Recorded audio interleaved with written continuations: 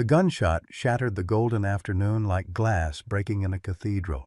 One moment, 12-year-old Emma Lawrence was walking her German Shepherd Apollo along the sun-dappled sidewalk of Maple Drive. The next, her world imploded. "Apollo!" Emma's scream, raw and primal, tore through the air as the magnificent animal crumpled to the pavement.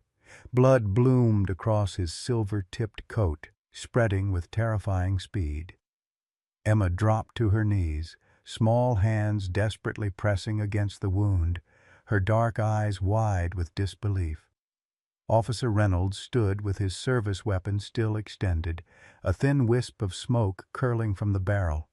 His partner, Officer Patterson, placed a restraining hand on the sobbing child's shoulder. "The dog was aggressive," he stated flatly, ignoring her anguished protests. Neither officer noticed the elderly woman watching from her porch, already dialing a number that would reach halfway across the world to a classified location where Colonel James Lawrence would receive the news. Leave a like and share your thoughts in the comments along with the city you're watching from now. Let's continue with the story. Emma Lawrence had known grief far too intimately for a 12-year-old child. 2 years ago, cancer had stolen her mother Eleanor, leaving a void in their family that seemed impossible to fill. A bright student with a passion for astronomy and a collection of colorful notebooks filled with observations about the night sky, Emma had retreated into silence after her mother's passing. Her warm brown eyes, so like her mother's, had dimmed, and her infectious laugh had become a distant memory. The Lawrence family had recently moved to Oak Ridge, an affluent suburb with tree-lined streets and imposing homes. Their colonial house, with its well-maintained lawn and wraparound porch, had been Eleanor's dream, a dream she never lived to see fulfilled. Emma navigated this new environment with the careful watchfulness of a child who understood, even at her tender age, that grief made others uncomfortable. Colonel James Lawrence carried his elite military status like an invisible shield. At 42, he had served in the most dangerous corners of the world as one of Special Operations' most decorated commanders.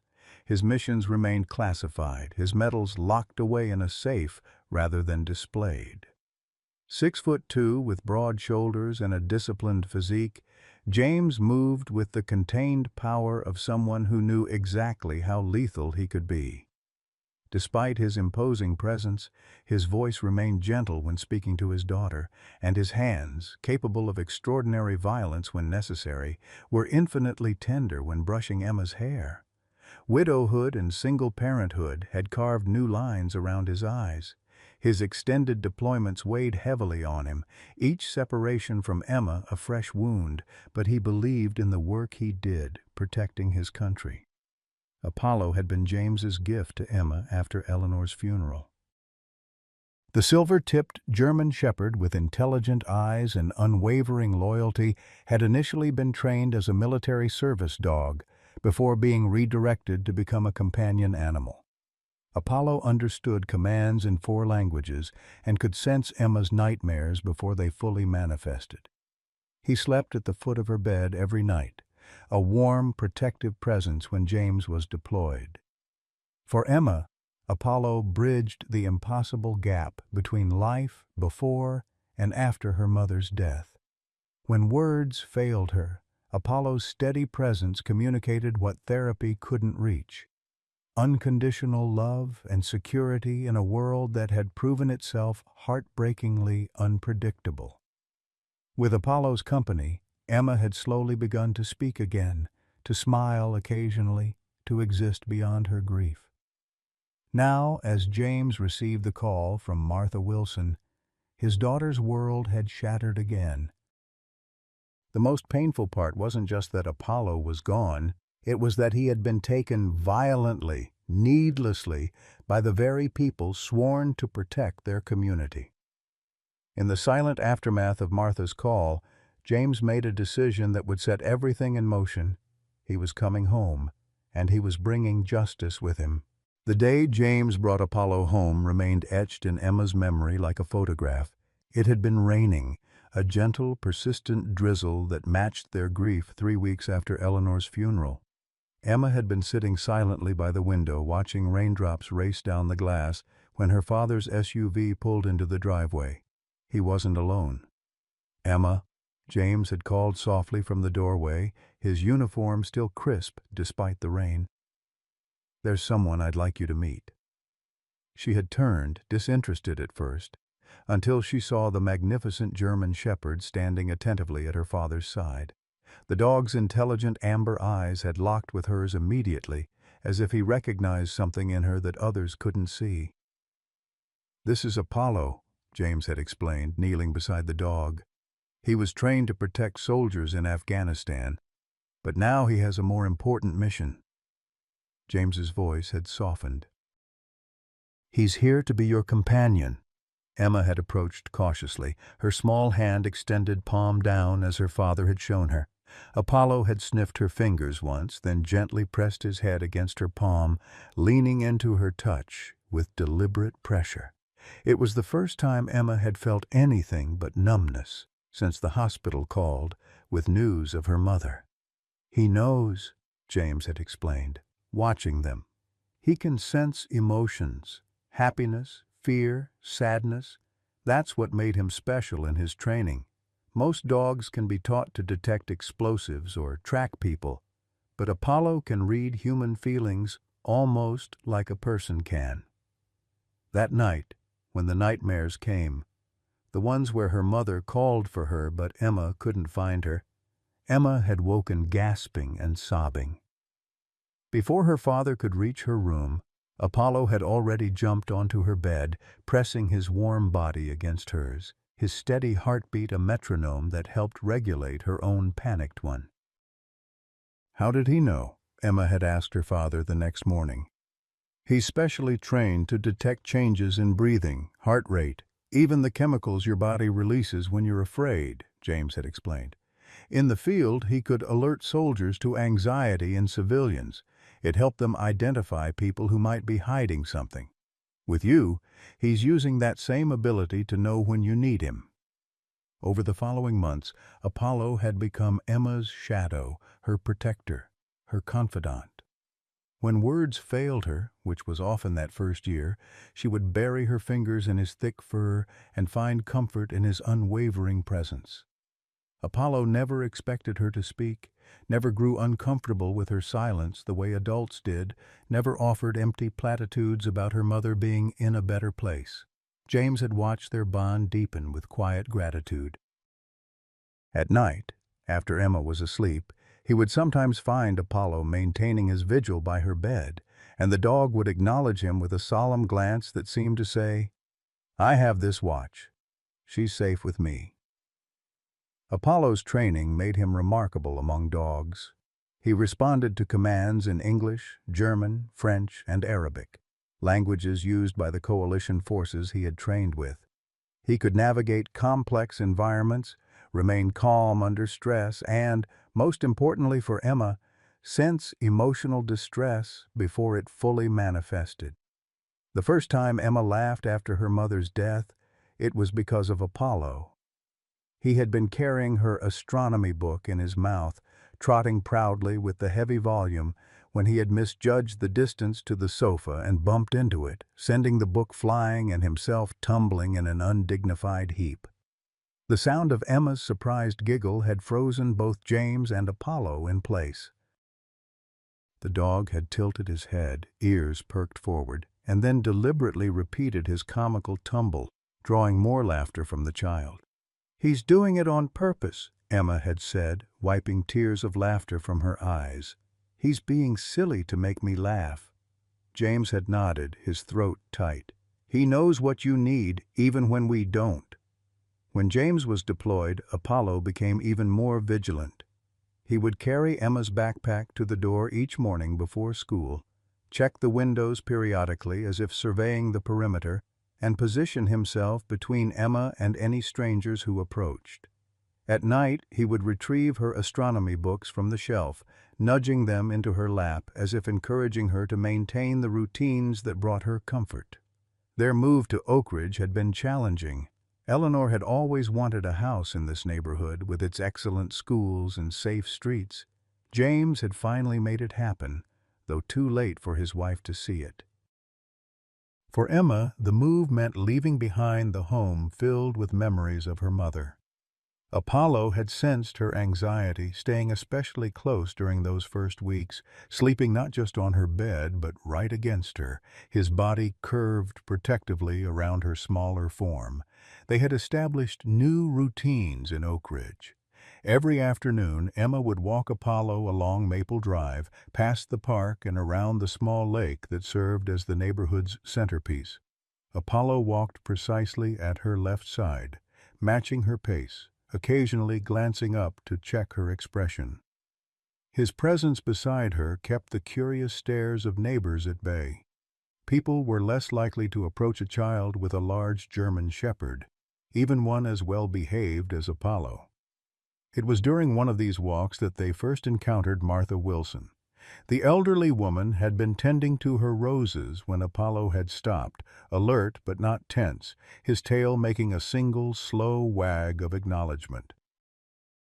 "Well, hello there," Martha had called, her voice warm but respectful of their space. "That's quite a magnificent companion you have." Emma had nodded silently, but Apollo had taken a step forward, ears pitched forward with interest. "He recognizes a friend," Martha had observed. "Dogs know good people when they see them. What's his name, dear?" "Apollo," Emma had whispered, one of the few words she had spoken to anyone outside her family since the move. "A powerful name for a powerful guardian," Martha had responded with a knowing nod. "My late husband was military too. I recognize a service dog's training when I see it." From that day, Martha's house became a regular stop on their walks. She never pressed Emma to talk, but spoke to both girl and dog with the same respectful tone. Sometimes she would offer Apollo a specially made treat. "My husband's old recipe, all natural ingredients," and tell Emma stories about the neighborhood's history. Only later would Emma learn that Martha Wilson had been watching over them in her own way, her sharp eyes noting the patrol car that seemed to drive by their house with unusual frequency, the officers who slowed when they saw Emma and Apollo walking. Martha had served in the FBI's Behavioral Analysis Unit before retirement, and she hadn't lost her instinct for recognizing surveillance. The day before Apollo was killed, he had behaved strangely during their walk. Near the corner of Maple and Oak, he had stopped suddenly, positioning himself between Emma and the street, his posture alert but not aggressive. A patrol car had cruised by, slowing as it passed them. Officer Reynolds had stared at them from the passenger seat, his gaze lingering on Apollo in a way that made Emma uncomfortable. "It's okay," she had whispered to Apollo, her hand resting reassuringly on his back. "They're police officers. They're safe." Apollo had remained tense until the car disappeared around the corner, then had given Emma a look that seemed almost like disagreement before reluctantly continuing their walk. That night, Apollo had refused to settle in his usual spot on Emma's bed. Instead, he had positioned himself at her bedroom door, alert and watchful, until dawn. When Emma had finally fallen asleep, she dreamed of her mother standing in a field of stars, warning her about something she couldn't quite hear. She woke to find Apollo's head resting on her chest, his amber eyes watching her with concern. "What's wrong, boy?" she had asked, stroking his ears. "What are you trying to tell me?" The next day, Emma had put on her favorite NASA t-shirt, a gift from her father who understood her dreams of someday working in mission control. Apollo had stood patiently as she clipped his leash to his collar, his tail sweeping gentle arcs across the hardwood floor. Something in his demeanor had seemed different, more focused, more alert. "We'll be back before dinner, Aunt Claire," Emma had called to her aunt, who was staying with her during her father's deployment. Claire, absorbed in legal briefs at the kitchen table, had looked up and smiled. "Stay on the main paths," Claire had reminded her. and be back before 5. Neither of them could have known it would be the last walk Emma and Apollo would ever take together. Colonel James Lawrence stepped onto American soil with his mind already calculating angles of attack. The military transport had barely touched down when he received the second call from Claire, her voice tight with controlled fury as she described Emma's current state, silent, withdrawn, her hands still stained with Apollo's blood because she refused to wash it away.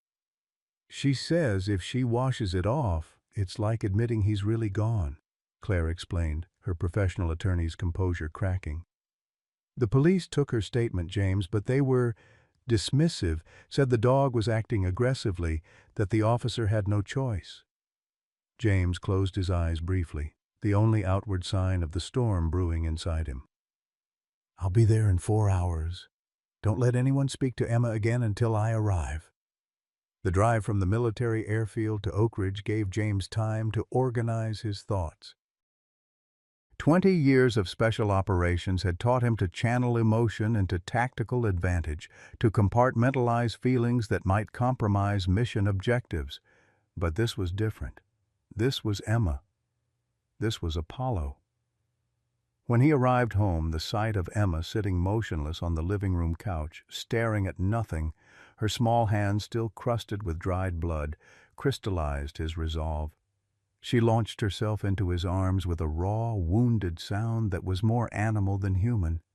James lifted her easily, holding her against his chest as she sobbed for the first time since Apollo had died. "I couldn't save him, Daddy," she choked out between sobs. "I tried. I had my hands on the wound like you taught me, but I couldn't stop the bleeding." James's eyes met Claire's over Emma's head, and his sister saw something there that made her blood run cold. A calm, calculated fury that she recognized from their childhood. It was the look he'd had the night he put 3 neighborhood boys in the hospital for attacking her when she was 14. "I shouldn't have let go of the leash," Emma continued, her words tumbling out now that the dam had broken. "Maybe if I hadn't pulled back—" "This wasn't your fault," James said, his voice gentle with her even as rage built behind his eyes. "Apollo did exactly what he was supposed to do. He protected you." "The policeman said Apollo was attacking. But he wasn't, Daddy. He was just standing in front of me." After Emma had finally fallen into an exhausted sleep, James sat in the darkened kitchen with Claire. His sister pushed a thick folder across the table to him. "Internal affairs cleared them both," she said without preamble. "Justified use of force. They're claiming the dog lunged." James's expression didn't change. "The videos? Apparently inconclusive." "The system protects its own." Claire's voice was bitter with the knowledge of too many similar cases. "I'm filing a civil suit, but that won't be enough." "No," James finished, standing to stare out at the night. "My daughter can't sleep. She can't speak. That dog saved her life after Eleanor died, and these men took him from her without consequence." He turned back to Claire, his decision already made. "The system has failed my daughter. I won't." The doorbell rang at precisely 9 a.m. the following morning. James opened it to find Martha Wilson standing on his porch, clutching a small USB drive in her weathered hand. "Colonel Lawrence," she said, her voice stronger than her 82 years might suggest, "I've been waiting for you to come home. There are things you need to see." Inside, Martha handed him the drive with a grim expression. "I have cameras on my property. Have had them since my Harold passed. 30 years in the FBI taught me to keep records." James connected the drive to his laptop, and together they watched footage that contradicted every official statement. Apollo walking calmly beside Emma. The patrol car approaching slowly. Officers Reynolds and Patterson emerging. The questioning. Apollo shifting position slightly, not lunging, not baring teeth, simply moving to stand between Emma and the increasingly aggressive Officer Reynolds. "They're lying," James said quietly. Martha nodded. They've been watching your house for weeks, Colonel. This wasn't random. They waited until you were deployed. You're certain? I may be old, but my eyes and mind work just fine, Martha said firmly. Same patrol car, same officers driving by at the same times, slowing when they passed your property. Started about 3 days after you left for your deployment. James's mind worked quickly, connecting dots. Why target us? We're new to the neighborhood. Martha hesitated. There's been a pattern. 3 other families in the past 18 months, all military, all with trained service dogs, all had incidents with these same officers. James felt a cold certainty settle over him. Show me everything you have. By noon, James had compiled enough evidence to warrant a formal investigation. He drove to the police station, Martha's USB drive secured in his pocket, and requested a meeting with the chief of police. Chief Thomas Briggs was a heavy-set man with 27 years on the force and political ambitions for his retirement. He listened to James's account with an expression of practiced concern. "These are serious allegations, Colonel Lawrence," Briggs said when James finished.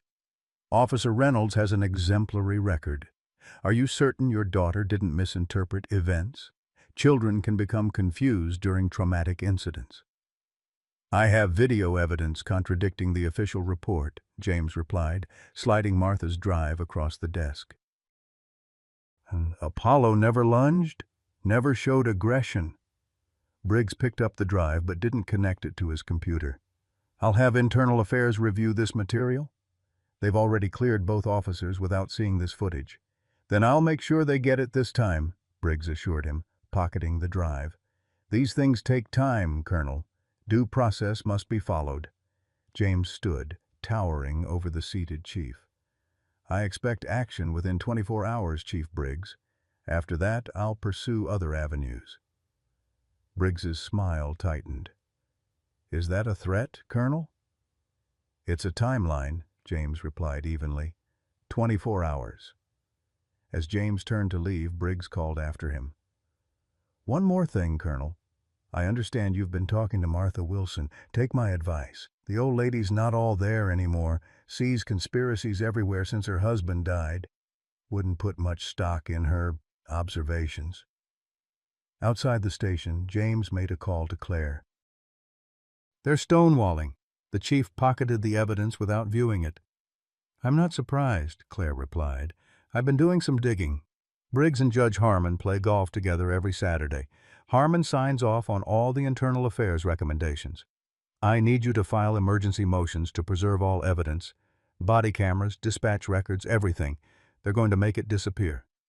As James drove home, he noticed a black SUV following at a discreet distance. Amateur surveillance, not trying very hard to hide. A message then. They were watching him now. When he arrived home, Emma was sitting on the porch swing, Apollo's collar clutched in her small hands. "Dr. Bennett came today," she said quietly, as James sat beside her. Dr. Sarah Bennett was the child psychologist Claire had arranged after Apollo's death. "She said I should talk about my feelings. But how do I talk about something that hurts this much?" James put his arm around her shoulders. "Sometimes there aren't words big enough for the feelings we have. That's okay. I keep seeing him in my dreams," Emma whispered. "Apollo. He's trying to show me something, but I can't understand what it is."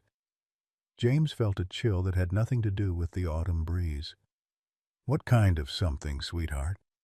Emma's fingers traced the tags on Apollo's collar. "I don't know. It's like he's leading me somewhere, trying to help me find something." Before James could probe further, his phone rang, an unknown number. He answered cautiously.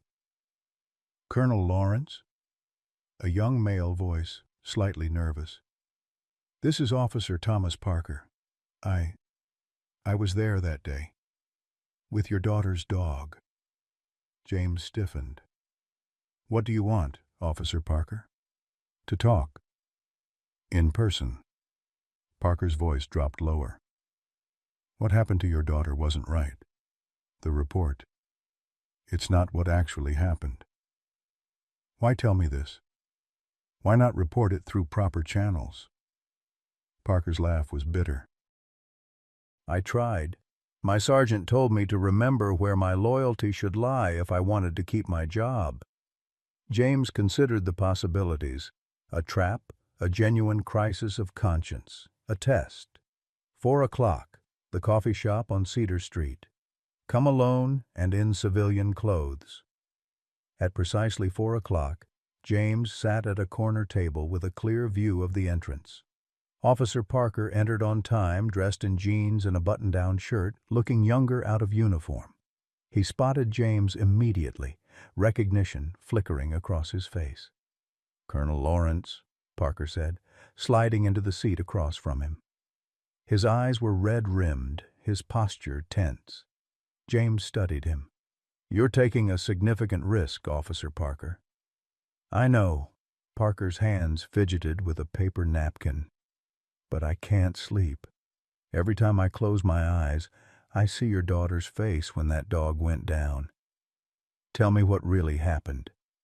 Parker's account matched Martha's video but added crucial details. There had been no call about suspicious activity.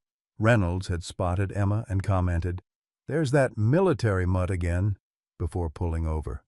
Apollo had never lunged, had never bared his teeth. The dog had simply shifted his weight, positioning himself between Emma and Reynolds, a protective stance rather than an aggressive one. "Reynolds has a thing about big dogs," Parker explained. "Got bit pretty bad as a rookie, but this wasn't about fear. He wasn't afraid, he was angry," James supplied. Parker nodded miserably. "After, at the station, I tried to talk to my sergeant. He shut me down, said I needed to learn how things worked. The next day the report was filed. Clean shoot. Case closed. And you signed off on it." "Yeah." Parker couldn't meet James's eyes. "I did." James leaned forward. "Why come to me now?" "Because I saw your daughter's face in the station. I saw what it did to her. And then I found out about Apollo, that he was specially trained, that she lost her mother." Parker finally looked up. "I became a cop to help people, not to terrorize children and shoot their dogs.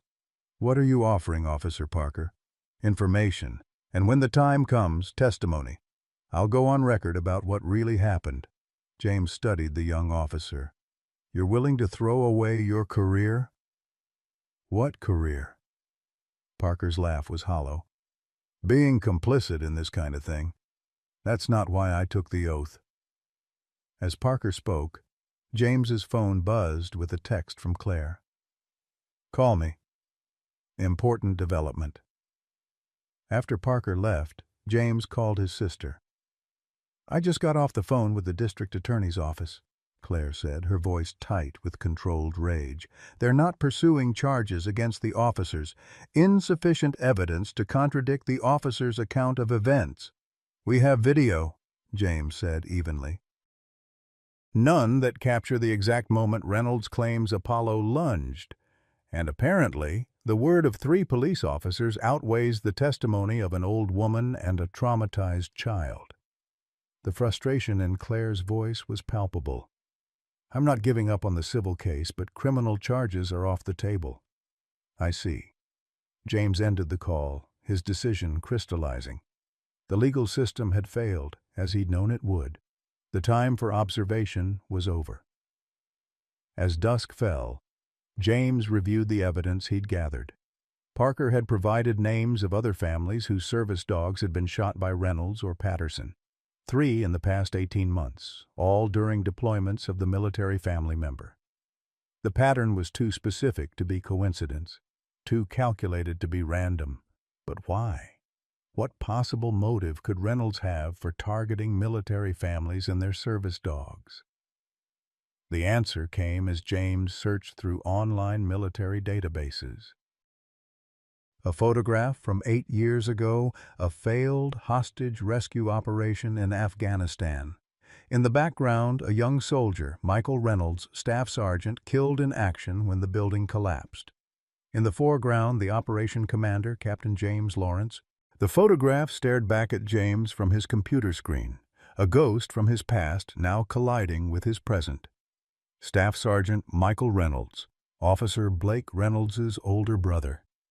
The connection was unmistakable, not just in their shared surname, but in the physical resemblance. Same sharp jawline, same cold eyes. James remembered the failed operation with painful clarity. A hostage rescue gone catastrophically wrong when faulty intelligence led them into a trap. The building had been rigged to collapse. James had ordered an immediate evacuation, but Michael Reynolds had gone back for a wounded team member against direct orders. Both men were lost when the structure gave way. James had written the letter to the Reynolds family himself, explaining how their son had died heroically trying to save a fellow soldier. He had attended the funeral, faced the family's grief with the stoic dignity expected of a commanding officer. Blake Reynolds had been there, younger, in a Marine uniform of his own, eyes burning with barely contained rage as he refused to shake James's offered hand. "You knew," James whispered to the empty room. "You knew exactly who I was when we moved to Oak Ridge." He opened another file on his computer, service records for Officer Blake Reynolds. Honorably discharged from the Marines 4 years after his brother's death, joined the Oak Ridge Police Department shortly thereafter. Numerous complaints of excessive force, particularly against military families, all dismissed without disciplinary action. A pattern emerging, clear as day, to someone trained to see it. The ringing of his phone interrupted his thoughts. Dr. Sarah Bennett's name flashed on the screen. "Colonel Lawrence?" Her voice was professional but concerned. "I wanted to discuss something that came up in my session with Emma today." "Of course, Doctor." "Emma mentioned something unusual. She said Apollo is still protecting her, that he shows her things in her dreams. Normally I'd consider this a common grief response in children, continuing bonds with lost loved ones through dreams or imagination. But Emma described something more specific. James felt a chill crawl up his spine. "What did she say?" "She said Apollo showed her where the bad man keeps his secrets. A building by the lake with a red door. She drew a rather detailed picture of it." Dr. Bennett paused. "Colonel, is there any significance to this location?" James thought quickly. Lake Montgomery was just outside Oak Ridge city limits. Several boathouses and storage facilities lined its shores. "Possibly. Has Emma mentioned this to anyone else?" "Not that I'm aware of. I'm concerned about the intensity of her attachment to these dreams. They seem to be providing her comfort, but they could also be preventing her from processing Apollo's death realistically." "I understand," James said. "Thank you for bringing this to my attention." After ending the call, James spread a map of the lake area across his desk. Several structures matched the general description Emma had given, but without more details, it would take time to check each one. His doorbell rang, interrupting his planning. Through the security peephole, he saw Officer Parker on his porch, looking nervously over his shoulder. "I shouldn't be here," Parker said as soon as James opened the door. "But they know I talked to you. My locker was trashed this morning. This was inside." He handed James a photograph. Emma walking Apollo, taken days before the shooting. A red X had been drawn across Apollo's image. "Who's they?" James asked, though he already suspected. "They call themselves Aegis. It's like a brotherhood within the department. Officers who believe they're the last line of defense against society's breakdown. Reynolds is practically their leader." James's tactical mind immediately assessed the new threat. Not just a personal vendetta then, but an organized group. "How many?" 8, maybe 10 officers, plus some civilian supporters.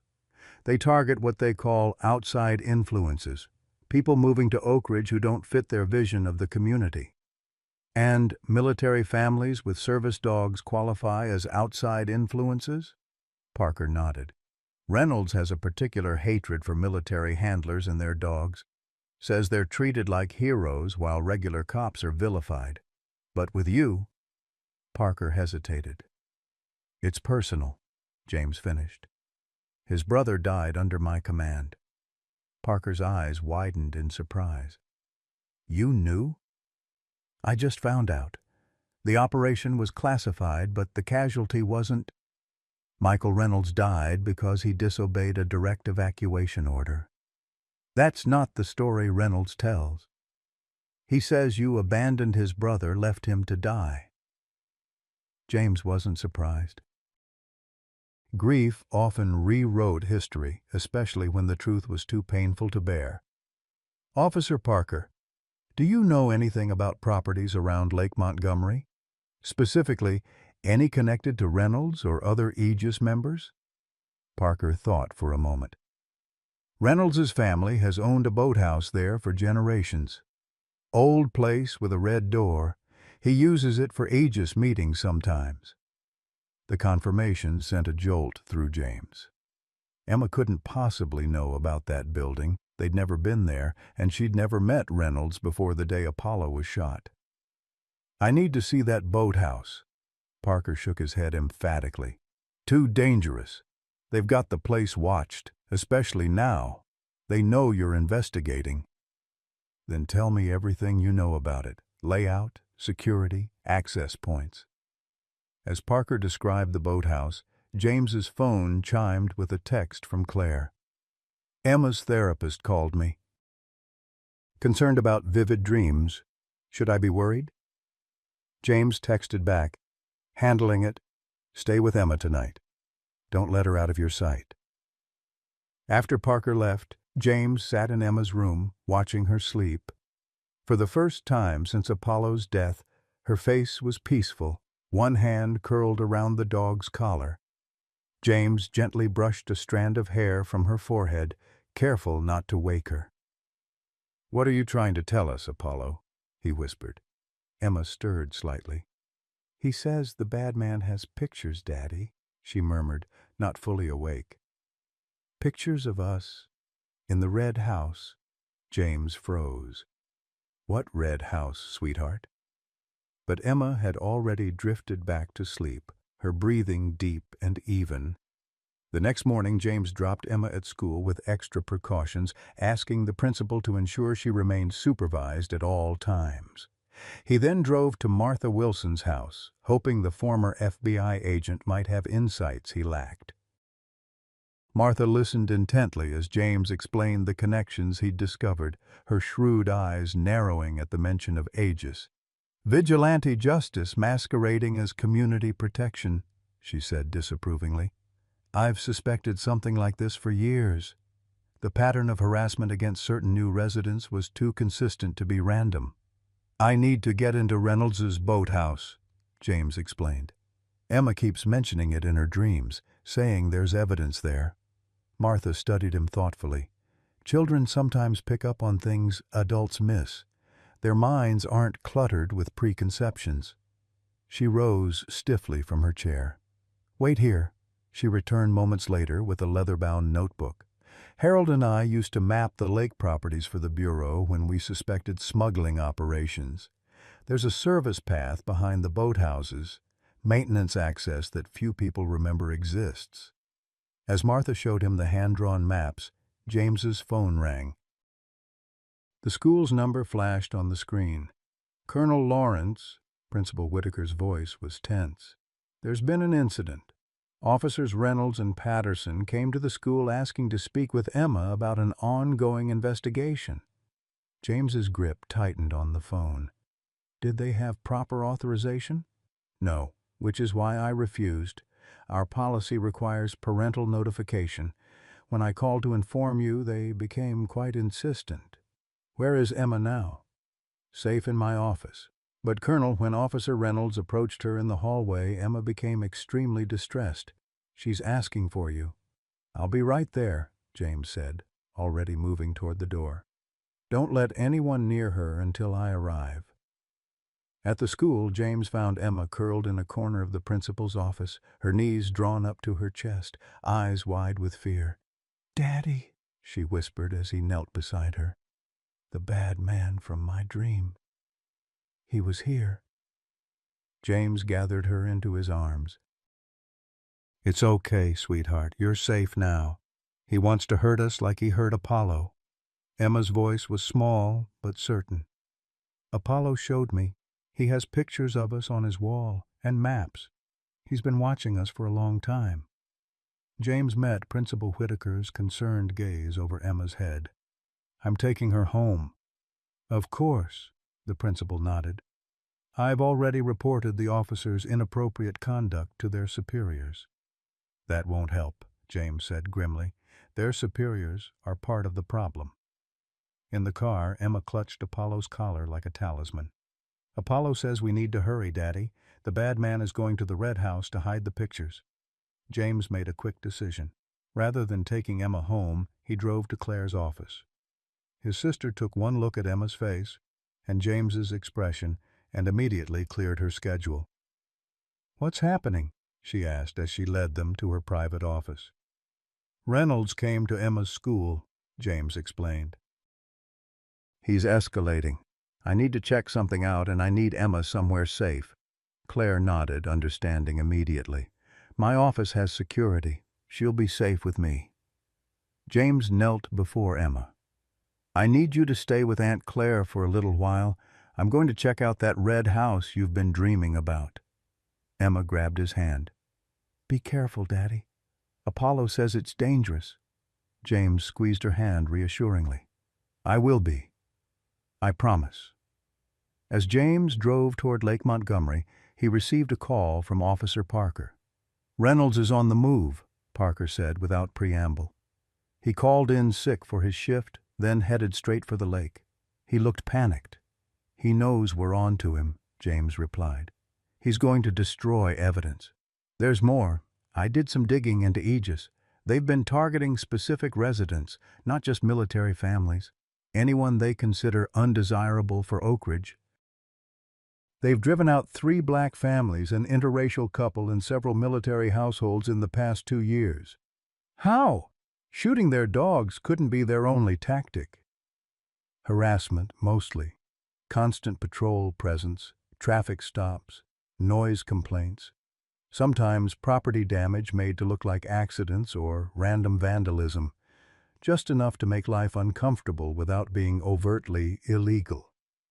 And the department lets this happen? Chief Briggs looks the other way. Half the command staff are Aegis members or sympathizers. James processed this information, adjusting his approach. This wasn't just about Apollo anymore, or even Reynolds's vendetta against him. This was systematic corruption that had harmed numerous families. "Parker, I need you to do something for me. Contact those families. Get statements about the harassment they experienced. Build a paper trail." "Already on it," Parker assured him. "Martha Wilson's been helping. She's got documentation going back years." James smiled grimly. The elderly neighbor had been several steps ahead of him all along. "There's one more thing you should know," Parker added, his voice dropping. "Reynolds doesn't work alone. His partner, Patterson, is just as involved. And Patterson's on duty today, patrolling your neighborhood." The warning was clear. While James pursued Reynolds, his daughter might still be in danger. Even Claire's office wasn't necessarily safe if Patterson had official police authority. "Understood. Stay in touch." James ended the call and immediately dialed Claire. "Change of plans. Take Emma to Martha Wilson's house. Patterson might come looking for her." "Already ahead of you," Claire replied. "Martha called me directly. We're heading there now through the back exit." James felt a moment of gratitude for the network of protection forming around his daughter. As he approached the lake, he pulled off the main road onto the service path Martha had shown him. The narrow dirt track, overgrown with vegetation, looked unused for years. He parked behind a stand of trees and proceeded on foot, moving silently through the underbrush as he'd been trained to do in countless operations. The boathouse came into view, an old wooden structure with a faded red door, just as Emma had described. Reynolds's SUV was parked haphazardly in front, the driver's door still open. James circled the building, noting the windows, all covered from inside, and the single entrance. The tactical situation was less than ideal. Limited entry points meant limited escape routes as well. But Reynolds's panic worked in James's favor. A panicked man made mistakes. From inside he could hear frantic movement, drawers opening and closing, papers rustling. James approached the door silently, tested the handle. Unlocked. Reynolds was too distracted to take basic precautions. James opened the door in one swift movement, stepping inside and assessing the situation in seconds. Reynolds stood at a desk, feeding documents into a small shredder. The walls were covered with photographs, surveillance shots of Emma walking Apollo, James's house, other families with service dogs, maps marked with red pins, a military certificate with James's name on it, defaced with angry red markings. Reynolds spun around, reaching for his weapon. "You!" he snarled. "Step away from the shredder, Reynolds," James said calmly. "You have no authority here." Reynolds's hand continued toward his holster. "This is private property. I could shoot you for trespassing." "You could try," James replied, his voice deadly quiet. "But we both know how that would end." Something in James's tone gave Reynolds pause. His hand froze inches from his weapon. "Your brother," James said, gesturing to Michael Reynolds' photograph prominently displayed on the wall. "Is that what this is about?" "You left him to die," Reynolds spat. "You ordered the retreat and abandoned him." "He disobeyed a direct evacuation order," James corrected. "Went back into a collapsing building against commands. His death was tragic, but it was the result of his own choice." "Liar!" Reynolds' face contorted with rage. "He was a hero. He went back for his team." "Yes, he was heroic," James agreed. "And reckless. Both can be true." "You don't get to define his legacy." Reynolds grabbed a handful of shredded documents. "You don't get to move into my town with your military superiority and your fancy service dog and pretend you're some kind of hero after what you did." "Is that why you shot Apollo? To punish me for your brother's death?" Reynolds' expression shifted, a cruel smile forming. "The mutt was just the beginning. You're going to lose everything just like I did. Your reputation, your standing. Eventually, even your daughter."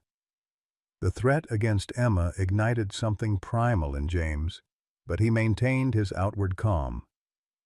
"That's not going to happen." "It already is," Reynolds gloated. "Child Protective Services received an anonymous report about your PTSD and unstable behavior. They're investigating your fitness as a parent even as we speak."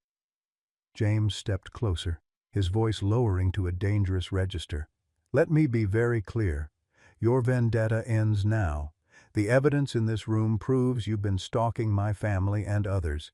It proves Aegis exists and has been systematically harassing residents you deem undesirable."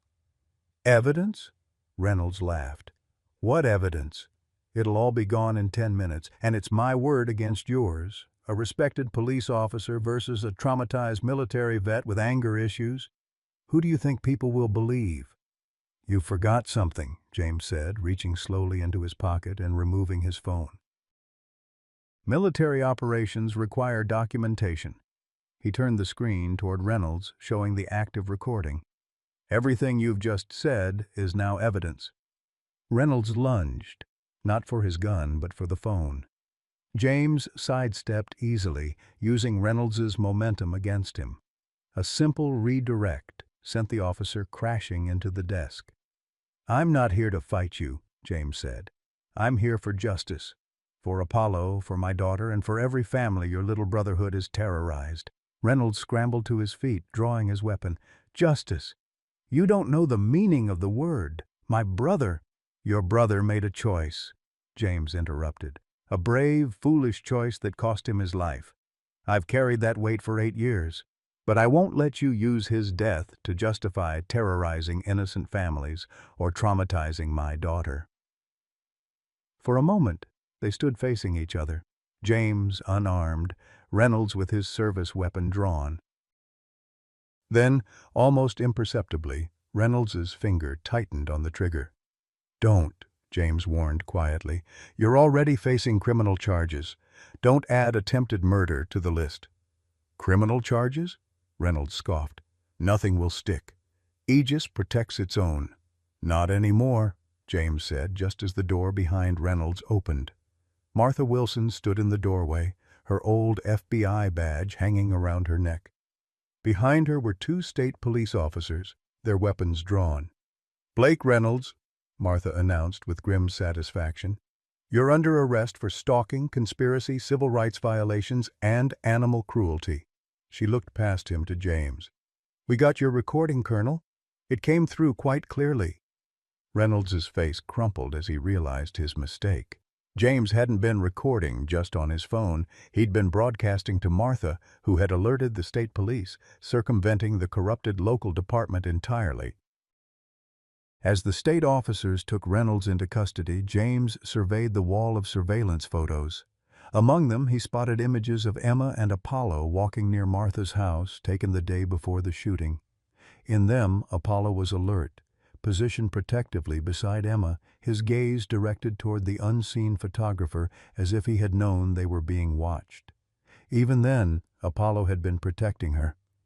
Until his last breath, and perhaps, James thought with a glance toward the red door Emma had somehow known about, even beyond. Present, 4:38 p.m. James knelt in the boathouse, carefully collecting each photograph from Reynolds' wall while state police officers catalogued evidence. Every image told a story of obsession. Emma walking Apollo, James leaving for deployment, surveillance shots of other military families with their service dogs. The timeline of Reynolds's fixation stretched back months before the Lawrences had even moved to Oak Ridge. He was watching the house listings, State Detective Wyatt observed, examining a real estate notification pinned beside a military database printout of James's service record. "Waiting for you specifically." James nodded grimly. "Once he knew I was moving to Oak Ridge, he started planning." "Cold," Wyatt muttered.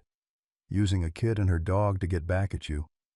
Martha Wilson entered, carrying a cardboard box filled with file folders. Found these hidden in a compartment under the floorboards. "Looks like membership records for their little club." She set the box on the desk with a heavy thud. 8 current officers, plus 5 retired, and a dozen civilian supporters, including Judge Harmon and District Attorney Collins. "That explains the dismissed complaints?" James said. His phone rang, Claire calling. "Emma's asking for you," his sister said without preamble. "She's agitated. Says Apollo is trying to warn her about something." James checked his watch. "I'll be there in 20 minutes. Don't let her out of your sight." "There's something else," Claire added, her voice dropping. "A woman showed up at Martha's house 10 minutes ago. Says she's Catherine Reynolds, Blake's ex-wife. Claims she has information about Aegis." James tensed. "Could be a trap. Don't let her in. I'm on my way." As James headed for his car, Detective Wyatt called after him. "Colonel, we'll need formal statements from you and your daughter." "Tomorrow," James replied. "My daughter's been through enough today." Martha followed him outside. "Be careful, James. Reynolds' partner is still out there, and so are the other Aegis members. They'll be desperate now that Reynolds is in custody." "I know. Keep your doors locked, Martha. And thank you for everything." The elderly woman straightened her shoulders, FBI authority returning to her posture. "I've been watching these bullies operate for years. About time someone stood up to them." Past 8 years ago. The Afghanistan sun beat down mercilessly as Captain James Lawrence surveyed the target building through high-powered binoculars.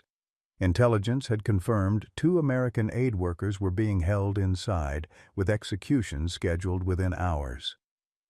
"Satellite confirms 4 heat signatures on the 2nd floor, 2 stationary in the center room," Lieutenant Wilson reported. "Likely our hostages." "And the others?"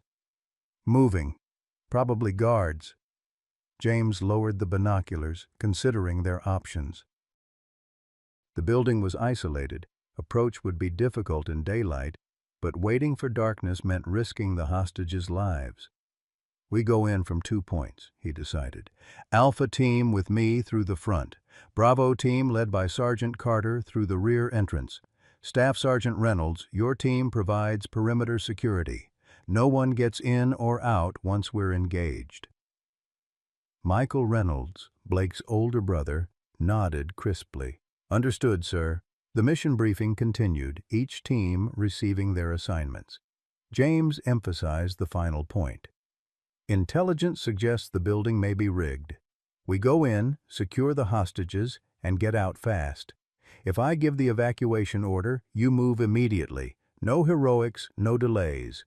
Clear? The team responded in unison. Clear, sir. The operation began precisely as planned. Alpha team breached the front entrance while Bravo team secured the rear. Initial resistance was minimal. 2 guards neutralized silently. James led his team up the stairs toward the room where intelligence indicated the hostages were held. The first sign something was wrong came when they found the room empty. "Sir," Lieutenant Wilson said urgently, "the heat signatures we detected, they're decoys, space heaters." Before James could process this information, the building shook with a muffled explosion from below. "It's a trap," James realized instantly. "Evacuation order. All teams evacuate immediately." The team moved with practiced efficiency toward the exits as the building began to groan around them. James accounted for each man as they emerged into the blinding sunlight. "Reynolds," James called over the radio. "Report status." No response. "Has anyone seen Staff Sergeant Reynolds?" Sergeant Carter appeared at his side, breathing heavily. "He went back in, sir. Said Collins was missing." James felt cold despite the desert heat. "Collins is here." He came out with Bravo team. Just as James moved toward the building to retrieve Reynolds, a catastrophic secondary explosion rocked the structure. The walls collapsed inward, sending up a cloud of dust and debris that temporarily blotted out the sun. When the air cleared, where the building had stood was nothing but a pile of rubble. Later, during the recovery operation, they found Staff Sergeant Michael Reynolds's body shielding a local child who had somehow wandered into the building. The child survived. Reynolds did not. Present, 5:12 p.m. As James drove toward Martha's house, the memory of that failed mission weighed heavily on him. He had written it in his report exactly as it happened.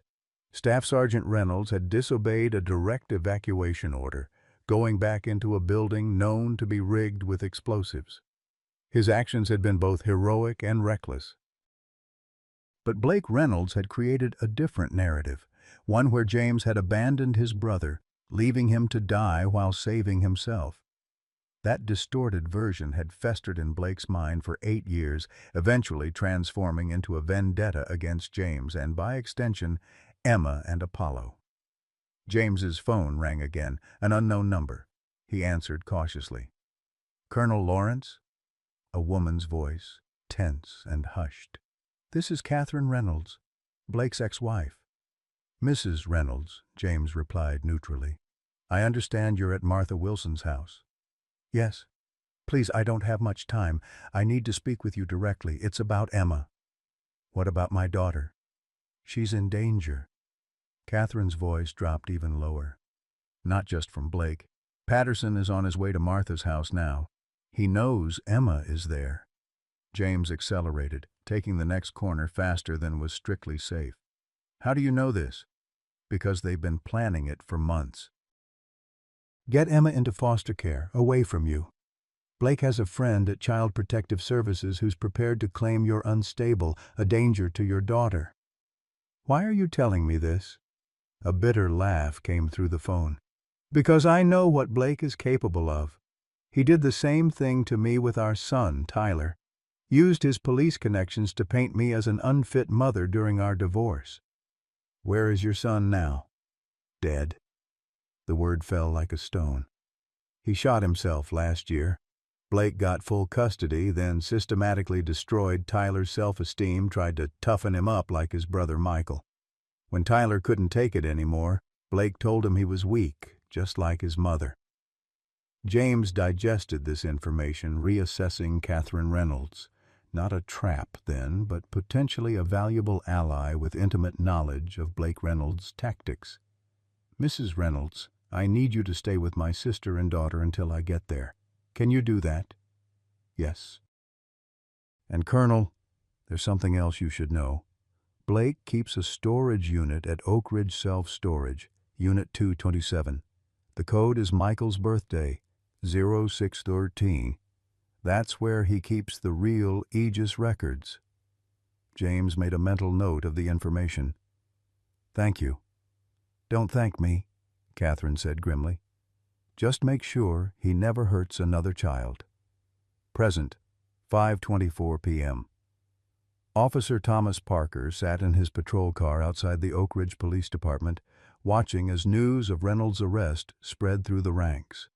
The station buzzed like an overturned beehive, officers huddling in small groups, conversations stopping abruptly when Parker approached.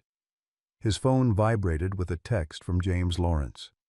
"Stay away from the station. Patterson looking for you." Too late. Through his rearview mirror, Parker watched Officer Patterson emerge from the building, scanning the parking lot until his gaze landed on Parker's vehicle. Patterson began walking purposefully toward him. Parker started his engine and pulled out of the space, but Patterson quickened his pace, drawing his weapon. "Stop the car, Parker!" Patterson shouted. "Police business!"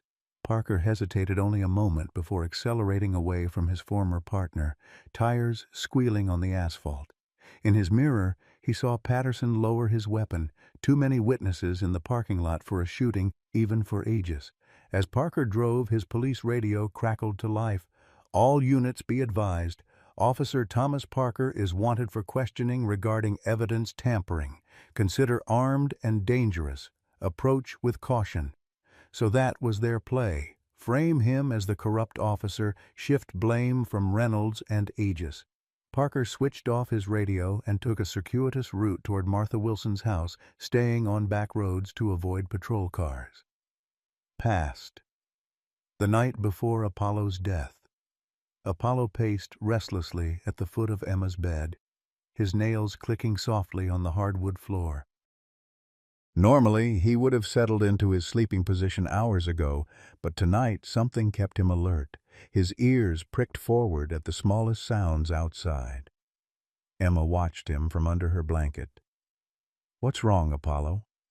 The German shepherd paused his pacing to look at her, then returned to the window, standing on his hind legs to peer out into the darkness. "Do you miss Daddy too?" Emma whispered, sitting up. "He'll be home soon." Apollo whined softly, not in agreement but in warning. His attention remained fixed on something outside, a shadow moving across the lawn, pausing near the large oak tree with a clear view of Emma's bedroom window. The dog's posture changed subtly. Though he made no aggressive sounds, his body language shifted from alert to protective. He moved away from the window to Emma's bedside, positioning himself between her and the potential threat. "It's okay," Emma soothed, not understanding the danger but trusting Apollo's instincts enough to whisper instead of speaking normally. "We're safe inside." Apollo stayed by her side until dawn, his vigilance never wavering. When morning came, he accompanied Emma through her routine with heightened awareness, checking each room before allowing her to enter, staying closer than usual. As Emma prepared for their afternoon walk, Apollo sat watching as she pulled on her NASA t-shirt, a birthday gift from her father. The dog's eyes followed her movements with unusual intensity. "Ready for our walk?" Emma asked, reaching for his leash. Apollo's tail wagged once, but his eyes held a solemn understanding far beyond what anyone might expect from an animal. He stood patiently as she attached the leash to his collar, nudging her hand gently with his nose, a gesture of affection he typically offered before her father left on deployments. Neither Emma nor Apollo could know it would be their last walk together, but something in the dog's demeanor, a heightened alertness, a particular tenderness, suggested he sensed the approaching danger even before they stepped outside. Present, 5:47 p.m. James arrived at Martha Wilson's house to find his daughter sitting with Catherine Reynolds at the kitchen table, drawing intently in her sketchbook. Claire and Martha stood nearby, watching the interaction with cautious expressions. "Daddy!" Emma exclaimed, looking up as he entered. Her face, which had been so closed and empty since Apollo's death, showed animation for the first time in days. "Mrs. Reynolds knows about dogs like Apollo. She had one too." Catherine Reynolds was younger than James had expected, perhaps mid-30s, with tired eyes and a guarded posture that spoke of long-term stress. She offered a tentative smile. "Tyler, my son, had a service dog for his anxiety," she explained. "A Belgian Malinois named Ranger." Her voice caught.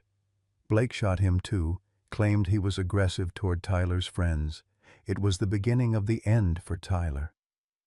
James approached the table, glancing at Emma's drawing, a detailed sketch of the boathouse by the lake, complete with the red door and a shadowy figure watching from the trees.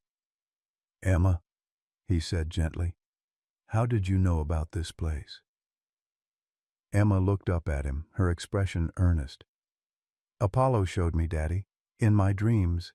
He keeps trying to help us catch the bad man." Catherine's eyes widened slightly at Emma's words, but she said nothing. Martha Wilson stepped forward. "Colonel, Officer Parker called. Patterson has issued an APB on him, claiming he tampered with evidence. Parker's on his way here now." James nodded grimly. "Patterson's trying to silence him before he can testify about Reynolds and Aegis." "There's more," Claire added. "I just got a call from a contact at the courthouse. Judge Harmon signed an emergency custody order 30 minutes ago authorizing Child Protective Services to take temporary custody of Emma pending an investigation into your fitness as a parent." James felt a cold fury building inside him. "On what grounds?" "PTSD, unstable behavior, endangering a minor by pursuing a vendetta against police officers," Claire recited bitterly. "All the things Reynolds threatened would happen." "They're accelerating their timeline because Reynolds was caught," Catherine observed. "They'll be coming for Emma soon, probably with Patterson leading the team." James looked at his daughter, still focused on her drawing, seemingly unaware of the danger closing in around her. He had promised to protect her after Eleanor died, had brought Apollo into their lives for that very purpose. He wouldn't fail her now. "We need to move," he decided. "Martha, is your lake cabin still maintained?" The elderly woman nodded. "Fully stocked." "No one would think to look for you there." "Good. We'll head there now. Stay off the grid until we can expose the entire Aegis operation." James turned to Catherine. "Mrs. Reynolds, you should come with us. You're at risk now, too." Catherine hesitated, then nodded. "Blake will know I talked to you. I'm not safe at home." Claire gathered Emma's belongings while Martha collected supplies. James knelt beside his daughter. "Emma, we need to go on a little trip. Like an adventure, okay?" Emma nodded solemnly. "Because the bad men are coming for me. Apollo warned me." James felt that same chill he'd experienced earlier. Emma's dreams contained too many accurate details to dismiss entirely. "Yes, sweetheart. But I won't let them take you. I promise." As they prepared to leave, Officer Parker's patrol car pulled into Martha's driveway, the young officer looking harried and tense. "Patterson's mobilized half the force," Parker reported breathlessly as he entered. "They're saying I helped Reynolds plant evidence, that I'm working with you to undermine the department." "They're desperate," James observed. "Reynolds' arrest threatens their whole operation." Parker nodded. "They've got roadblocks on the main highways out of town, and they're heading here next. I heard the dispatch call." James's tactical mind worked quickly, evaluating options. Martha, does your cabin have boat access? Yes, directly onto the lake. The dock needs repair, but it's usable. Parker, we need your patrol car and your uniform.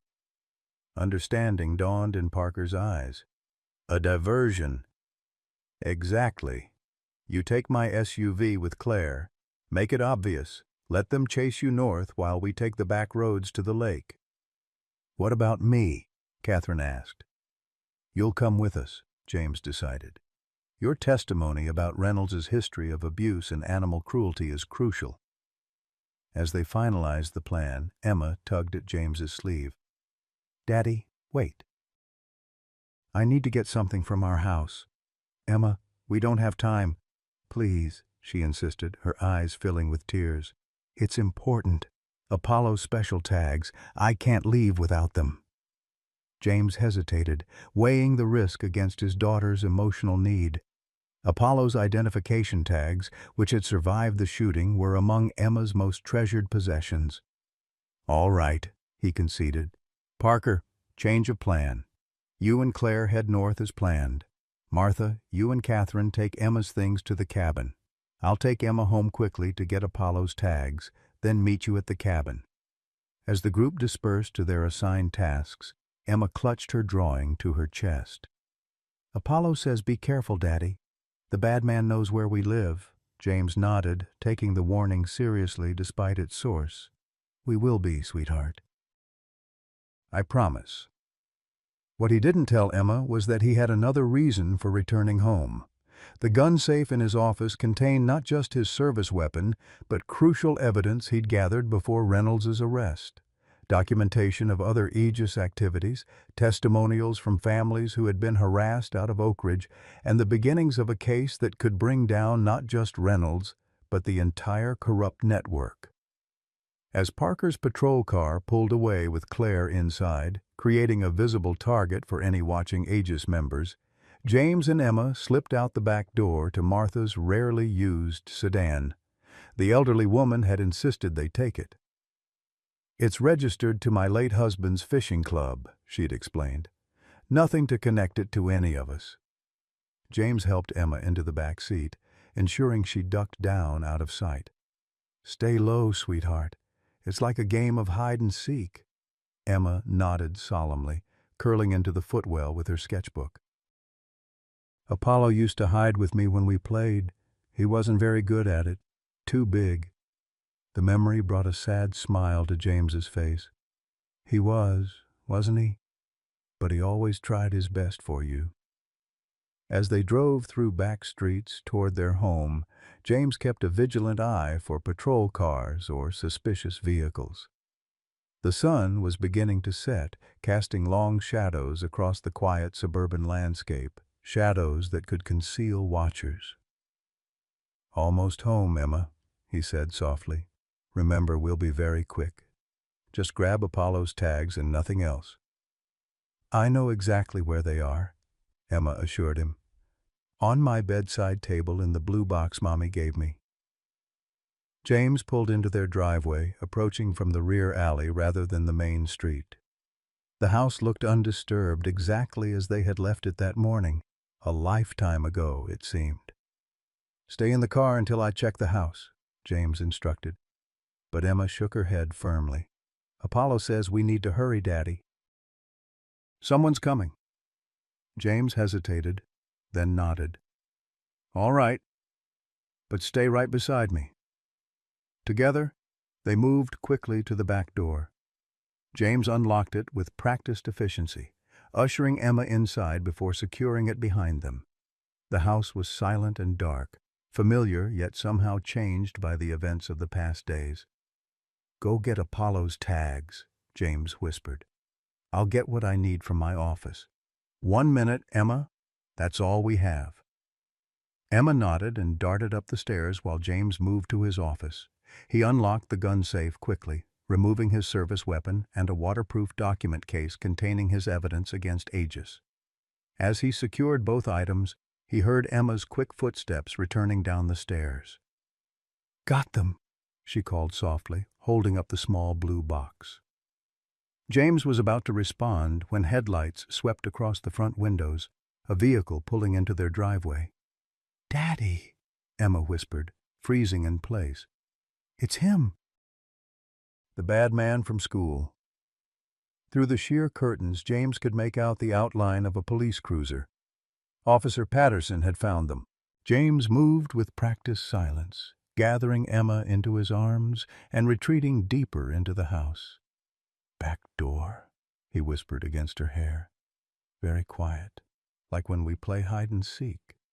Emma nodded, clutching Apollo's tags in her small fist. She understood the gravity of their situation with a clarity that belied her 12 years, childhood innocence already tempered by loss and trauma.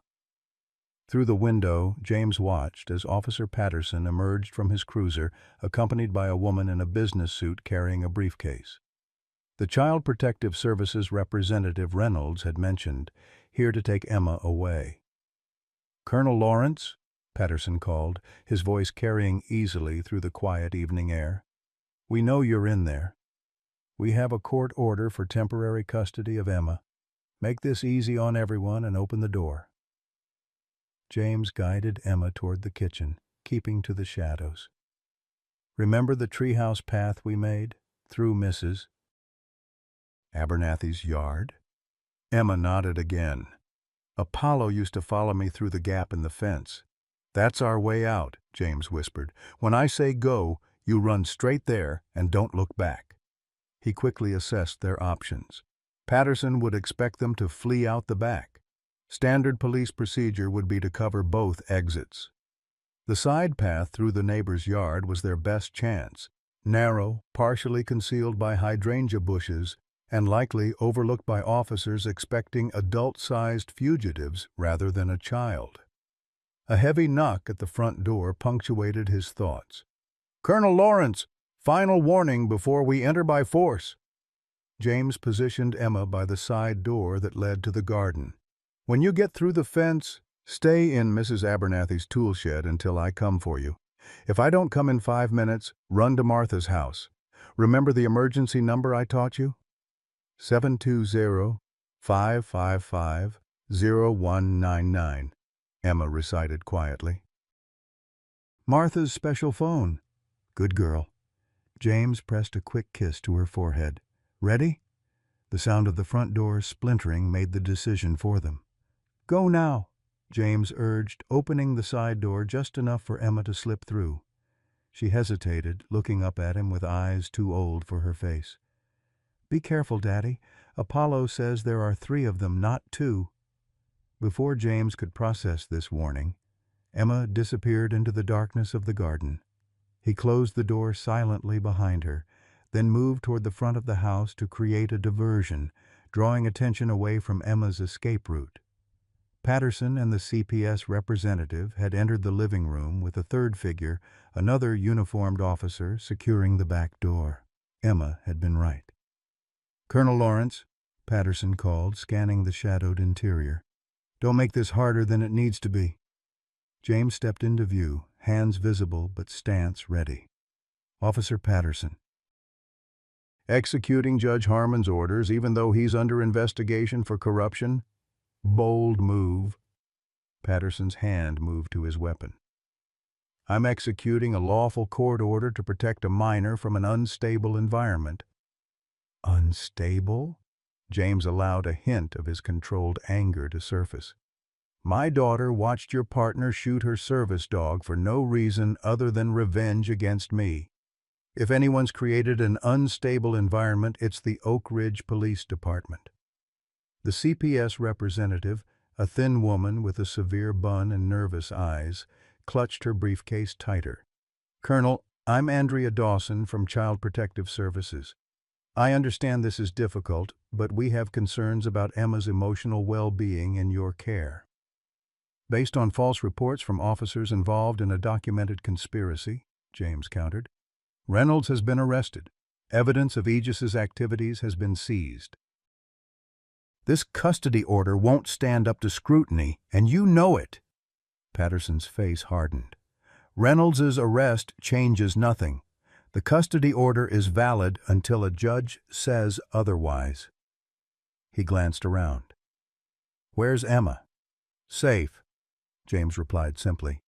Away from people who would traumatize her further. Patterson's radio crackled with an incoming transmission. Patterson, be advised. State police have established a perimeter around Lawrence's residence. Do not attempt to remove the child without state authority. Repeat, do not remove the child. The officer's expression flickered with uncertainty for the first time.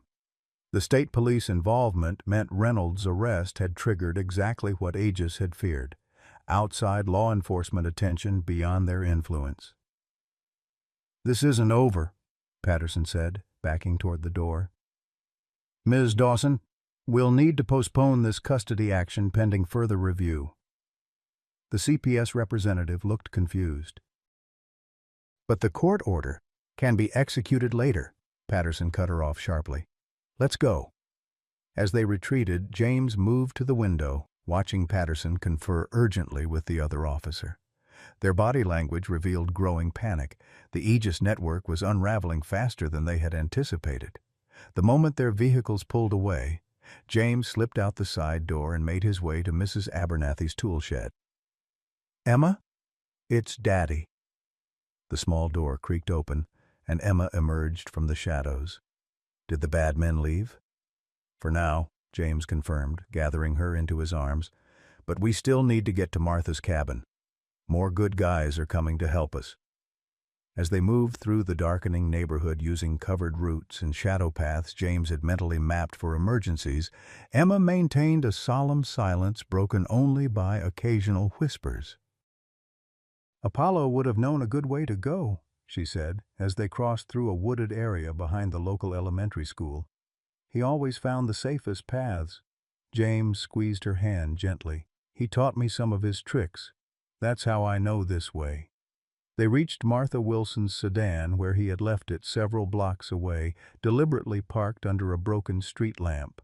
James helped Emma into the back seat, where she could lie down out of sight. How far is Martha's cabin? Emma asked as James started the engine.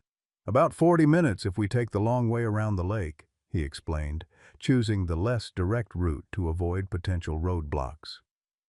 As they drove through the gathering darkness, Emma opened the small blue box containing Apollo's tags. The metal discs caught the occasional flashes of passing headlights, Apollo's official service dog identification, his rabies vaccination tag, and the special tag James had made with their contact information, and the words, Apollo Lawrence, protected by Delta Force. Daddy? Emma's voice was small in the darkness. Do you think Apollo knew what was going to happen? That day, I mean. James considered the question carefully. Apollo was trained to sense danger. He might have known something wasn't right. He stood in front of me, Emma said, her fingers tracing the outlines of the tags. Not in an angry way, just protecting me. The policeman lied when he said Apollo was attacking. I know, sweetheart. If Apollo hadn't been there... Emma's voice trailed off. James gripped the steering wheel tighter, the implication clear. If Reynolds had been targeting Emma to get to him, Apollo might have saved her from worse than emotional trauma. They drove in silence for several minutes before Emma spoke again. Apollo says we need to hurry. Something's happening at the lake. James had learned not to dismiss Emma's messages from Apollo, especially given how many had proven accurate. What kind of something? Bad men, at the Red Door place. They're taking things away. James accelerated slightly, mind racing. If Aegis members were clearing out the boathouse Reynolds had used, they might be destroying critical evidence. But how could Emma know that? They were approaching the turnoff to the remote road leading to Martha's cabin when James noticed headlights behind them. Headlights that had been following at a consistent distance for the past 10 minutes, too consistent to be coincidental. Emma, I need you to lie down on the floor of the car, just like we practiced in our safety drills. Without question, Emma slid from the seat onto the floor, covering herself with the blanket Martha had left in the car. "Is it the bad men?" "Just being careful," James replied, not wanting to frighten her unnecessarily. He made a sudden turn onto a service road, then another quick turn onto a narrower track that led deeper into the woods surrounding the lake. The headlights followed. James reached for his phone to alert Martha when Emma's voice came from the back, urgent and frightened. "Daddy, Apollo says stop the car now!" Years of combat had taught James to trust instincts, both his own and those of the highly trained animals that often accompanied special operations teams. He hit the brakes hard, bringing the sedan to an abrupt halt. Seconds later, a massive tree limb crashed down across the road directly in front of them, exactly where they would have been if they'd continued. "Stay down," James ordered, reversing quickly as the pursuing vehicle rounded the corner behind them. The headlights illuminated their car, and then a spotlight mounted on the pursuing vehicle's roof clicked on, blinding James momentarily. Through the glare, he could make out the outline of an SUV, not a police cruiser, but a civilian vehicle. "Martha's cabin has a boat dock, right?" James asked, continuing to reverse while shielding his eyes from the spotlight. "Yes," Emma confirmed from her hiding place. "On the far side, away from the road." James made a split-second decision, spinning the wheel and using a J-turn maneuver to reverse their direction. The sedan fishtailed slightly on the dirt road before gaining traction, now heading back toward the main lake access road, but on a collision course with the pursuing SUV. "Hold tight," he warned Emma as he accelerated directly toward the other vehicle. It was a game of chicken, one James had no intention of losing with his daughter's safety at stake. At the last possible moment, the SUV swerved to avoid collision, sliding partially off the narrow road and into a drainage ditch. James sped past, catching a glimpse of the driver. Not Patterson or any officer he recognized, but a civilian with a shaved head and military-style tattoos visible on his neck. One of Aegis's civilian supporters, most likely. "Are they still chasing us?" Emma asked, her voice muffled by the blanket. James checked the rear-view mirror. The SUV was attempting to reverse out of the ditch, its tires spinning in the soft earth. "Not at the moment, but we need to change our plan. We can't go directly to the cabin now." He turned onto the main lake road, mind calculating options. Martha's cabin was still their safest haven, but they couldn't approach by road now that their pursuers knew their general location and destination. "Emma, how good are you at paddling a canoe?" "Pretty good," came the confident reply. "Apollo used to sit in the front when Mommy took me canoeing." The memory of Eleanor teaching Emma water safety sent a pang through James's heart. "Then we're going to use those skills tonight." He drove to the public boat launch on the opposite side of the lake from Martha's cabin, a small, unlit area primarily used by fishermen during daylight hours. At this time of evening, it was deserted except for a few boats secured to the weathered dock. James parked Martha's sedan behind the public restrooms, concealing it from the road. "Wait here while I check for a boat we can borrow." "Take," Emma corrected softly. "We're going to take someone's boat, Daddy. That's stealing." Despite the tension of the moment, James smiled at his daughter's moral clarity. "You're right. We'll leave money to rent it, and I'll make sure it gets returned." The boat launch area had 3 canoes secured with padlocks and chains, standard procedure for the locals who kept craft at the public dock. James examined each one, selecting the sturdiest-looking vessel, a green aluminum canoe with 2 paddles locked inside. The lock posed no challenge for someone with his training. Within moments, he had opened it and prepared the canoe for launching, placing his waterproof document case inside and checking that the paddles were sound. He returned to the car for Emma, who had Apollo's tags around her neck now, the metal discs tucked inside her shirt. "Ready for our adventure?" She nodded solemnly, taking his hand as they moved silently toward the dock. James left a $100 bill tucked into the chain where the lock had been, weighted down with a stone. "See? "Renting, not stealing," he whispered, earning a small smile from Emma. He helped her into the front of the canoe, making sure she was secure before pushing off from the dock. The lake was still, its surface a perfect mirror of the star-filled sky above. In the distance, the lights of lakeside properties twinkled along the shoreline, including the soft glow from what must be Martha's cabin on the far side. "Stay low and paddle quietly," James instructed as they established a rhythm. "We want to stay invisible out here." Emma dipped her paddle with surprising skill for a 12-year-old, creating minimal splashing. "Mommy taught me to paddle so the water doesn't make noise." "For watching birds." They moved steadily across the open water, keeping to the darkest parts of the lake away from shoreline lights. James maintained a vigilant watch for any signs of pursuit. Boats launching from other docks, headlights moving along the lakeside roads, the distant sound of engines. They were approximately halfway across when Emma suddenly stopped paddling. "Daddy," she whispered urgently, "Apollo says we need to go that way." She pointed toward the southern shore, away from Martha's cabin. "Martha's cabin is straight ahead, Emma." "That's where we'll be safe." "But Apollo says the bad men are at the Red Door House right now. They're taking away the pictures of us." James hesitated. The boathouse where they had arrested Reynolds earlier that day was indeed in the direction Emma indicated. If Aegis members were removing evidence from the scene, it could jeopardize the entire case against them. "Martha and Catherine are waiting for us," he reminded her gently. "Apollo is really worried, Daddy. He keeps showing me the red door and the men with boxes." James weighed their options. Martha's cabin meant immediate safety for Emma. The boathouse meant potential evidence but also danger. His primary responsibility was his daughter's protection. "Let's get you safely to Martha first," he decided.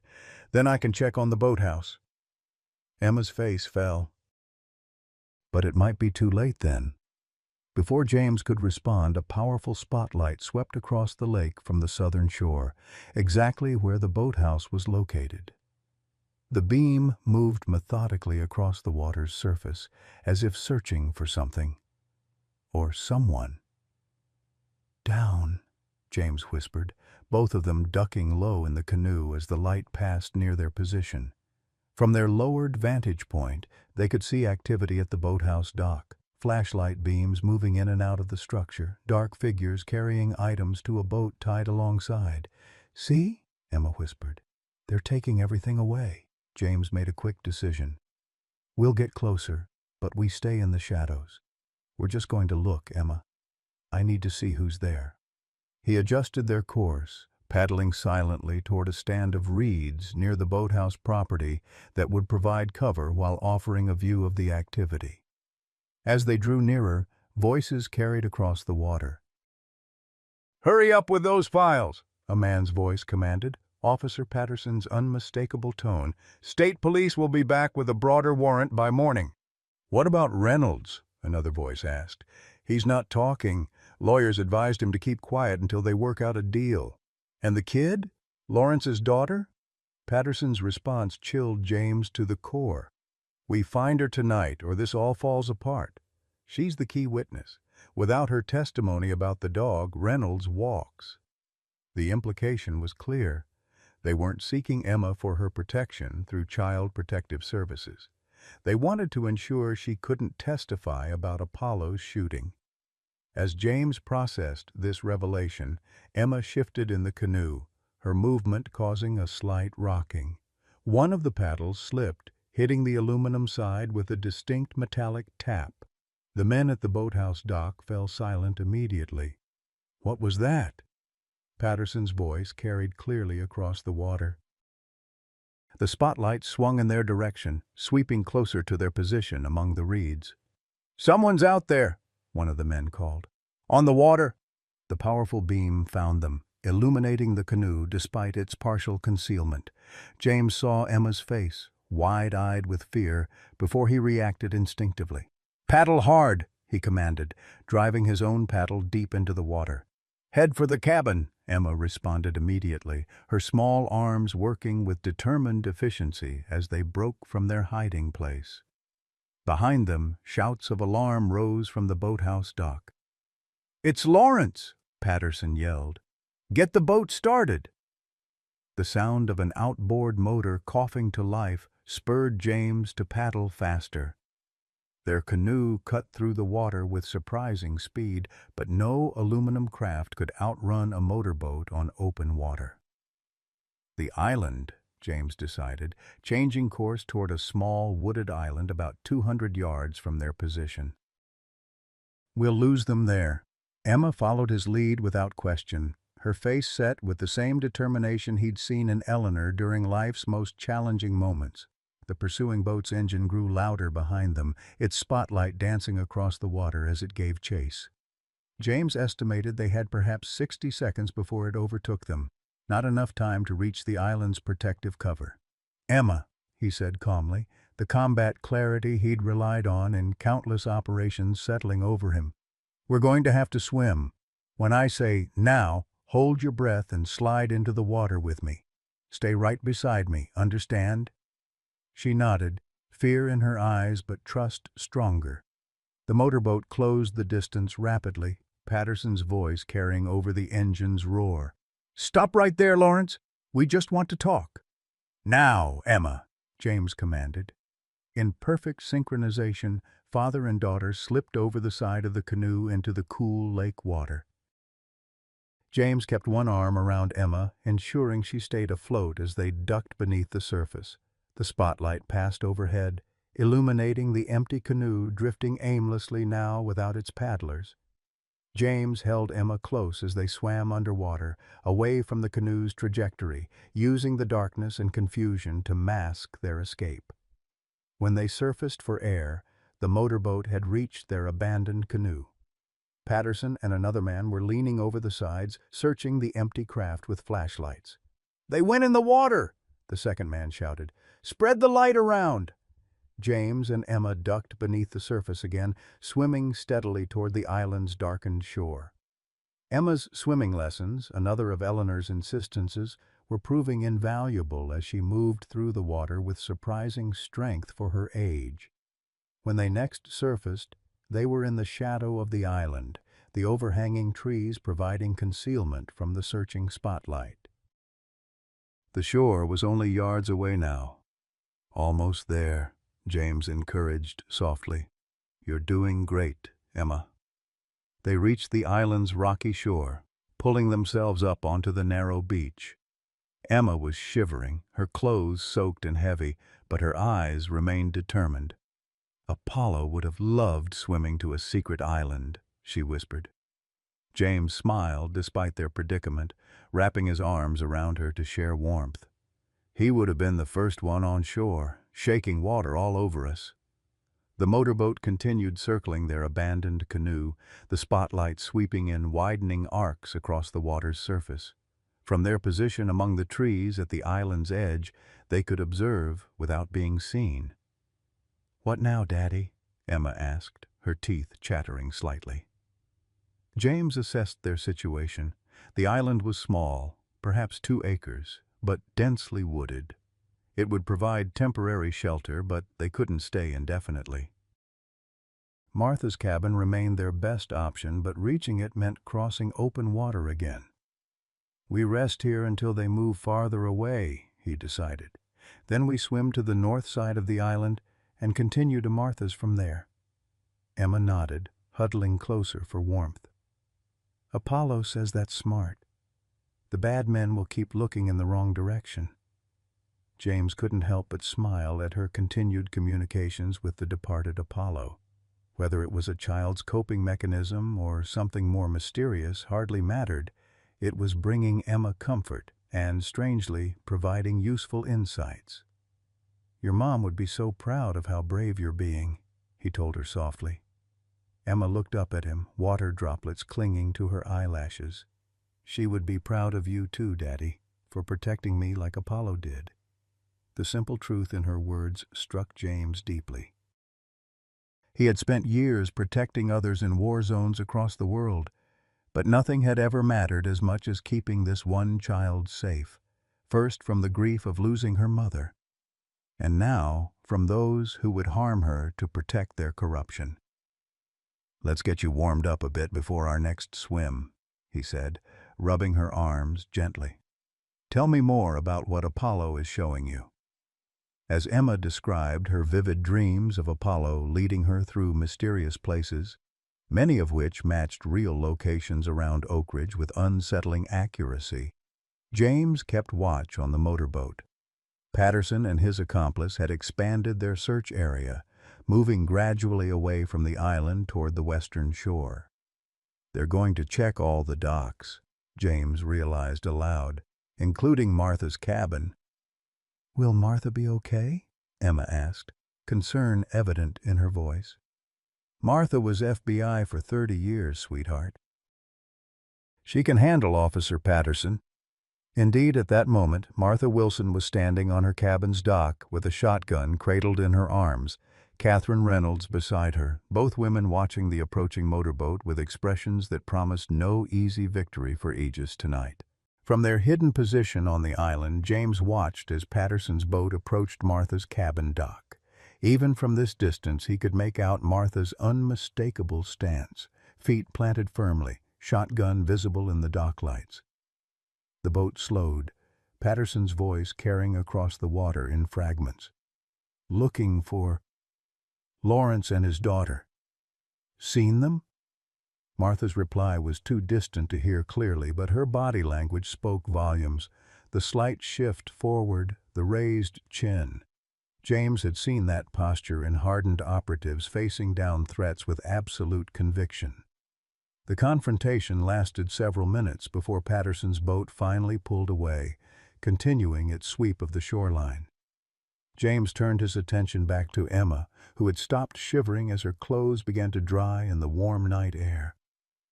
"They're leaving Martha's cabin," he told her, "but they'll keep searching the lake."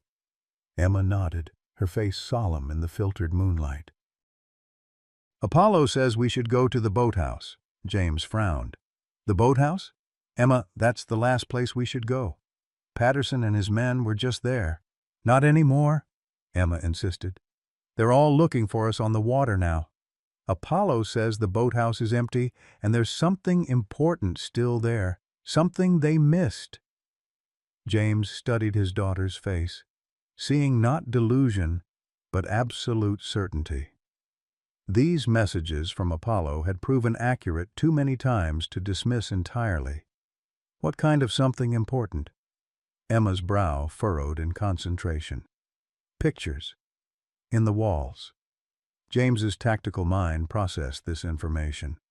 If Reynolds had hidden evidence within the structure itself, Patterson and his men might have missed it in their hurry to remove the obvious files and photographs. "It's risky," he said, thinking aloud. "But if there's crucial evidence still there, Apollo wouldn't tell us if it wasn't safe," Emma said with the simple faith of a child who had never known her dog to fail her. James made his decision. "We'll approach from the water, stay hidden, and check if it's truly empty. At the first sign of danger, we retreat. Understood?" Emma nodded solemnly. "I promise." They moved to the north side of the island, watching for the searching spotlight. Patterson's boat was now nearly half a mile away, methodically checking each dock and boathouse along the eastern shore. "Ready for another swim?" James asked. Emma touched Apollo's tags beneath her shirt, drawing strength from them. "Ready." They slipped into the water quietly, James keeping Emma close as they swam toward the southern shore where Reynolds' boathouse stood.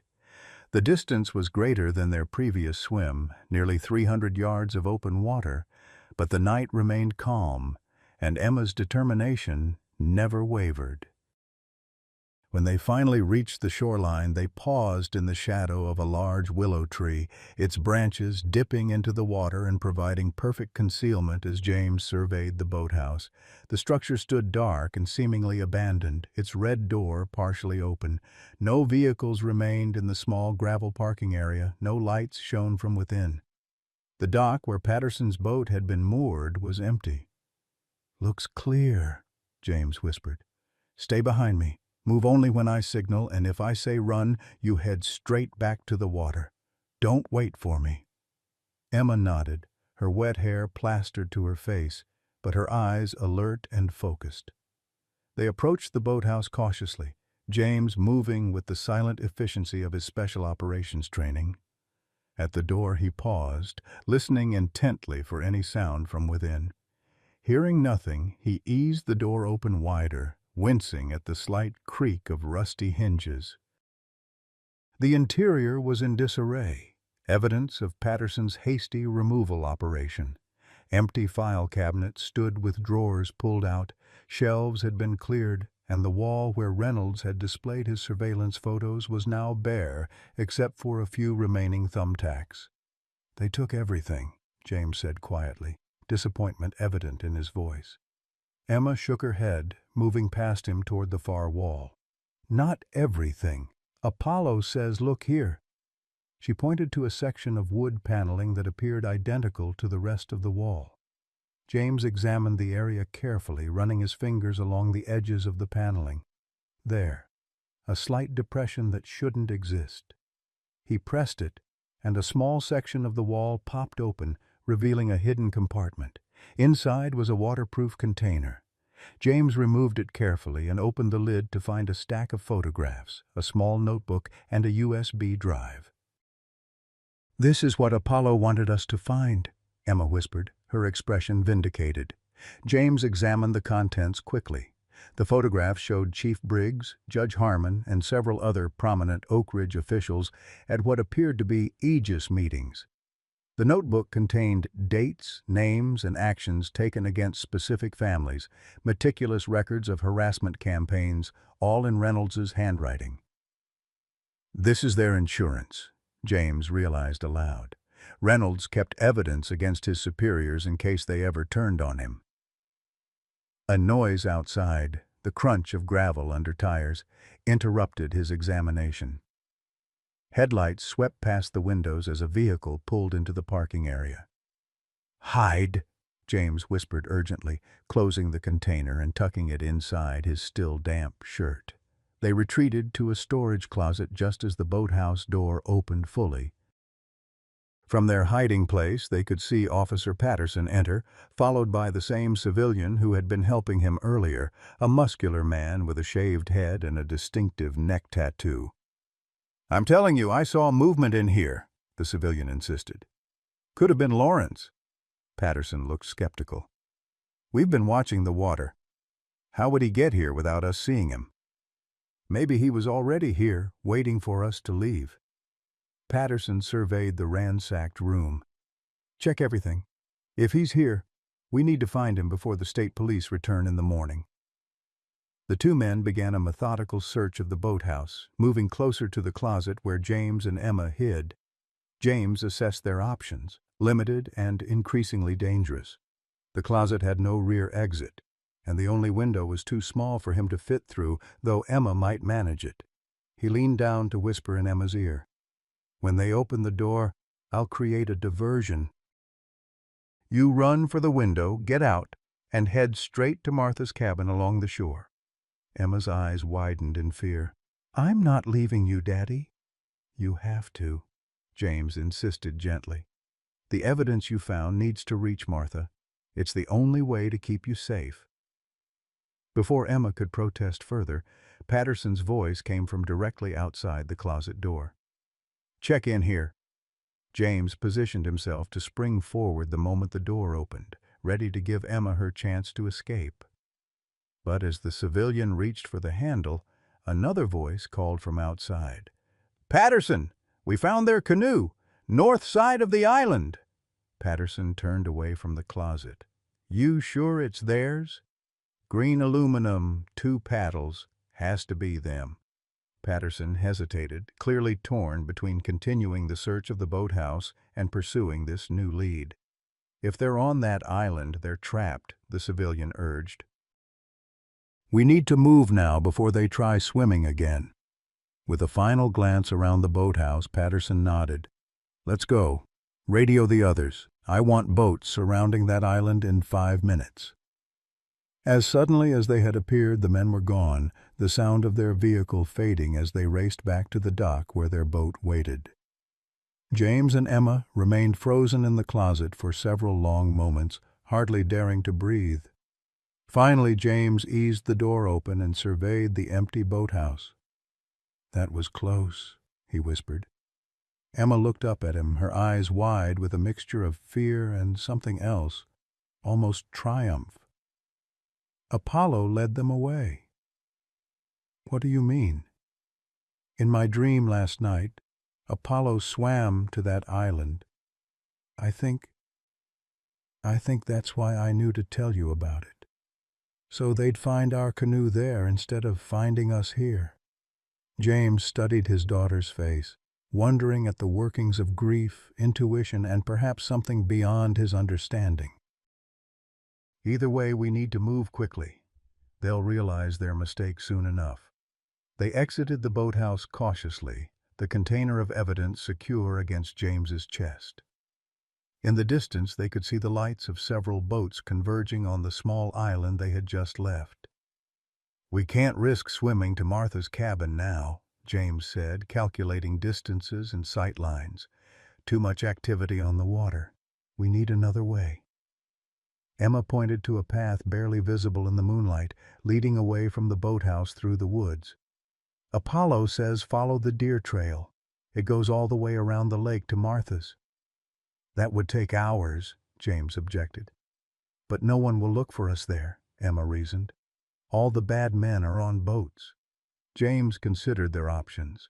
The water route was faster, but exposed them to detection. The forest path was longer, but offered concealment.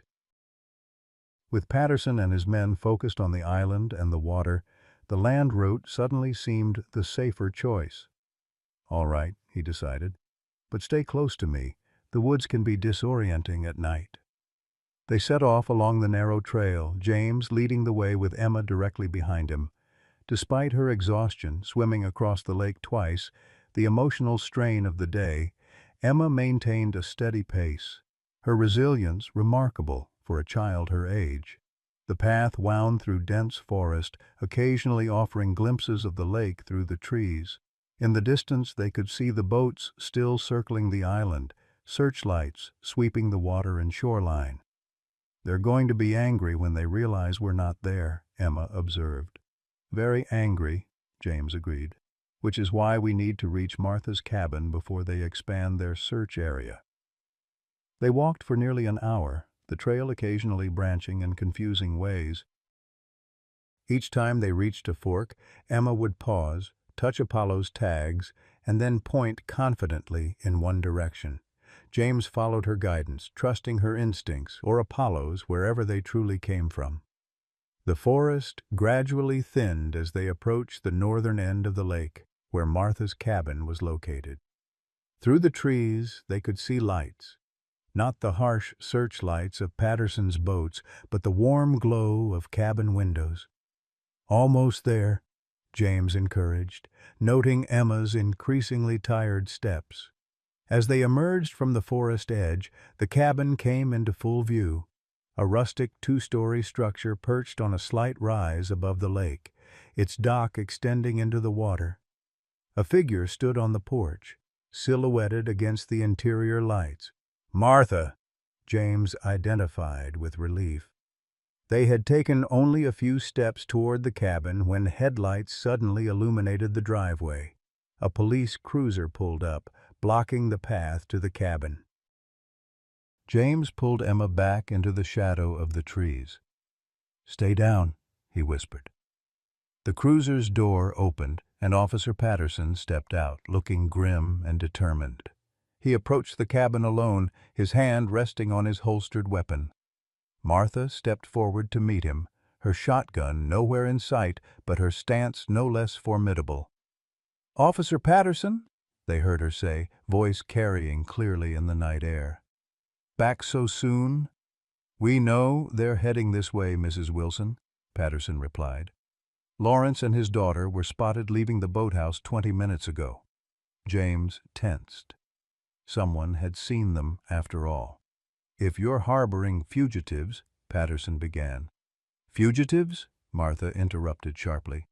Emma Lawrence is a 12-year-old child and her father is a decorated military officer. Neither has been charged with any crime. Colonel Lawrence assaulted Officer Reynolds and interfered with a police investigation, Patterson countered. And we have a valid court order regarding temporary custody of the minor. A court order signed by Judge Harmon, who's currently being questioned by state police about his connections to Aegis, Martha replied smoothly. I just got off the phone with the State Attorney General's office. That custody order has been suspended pending review. Patterson's posture stiffened.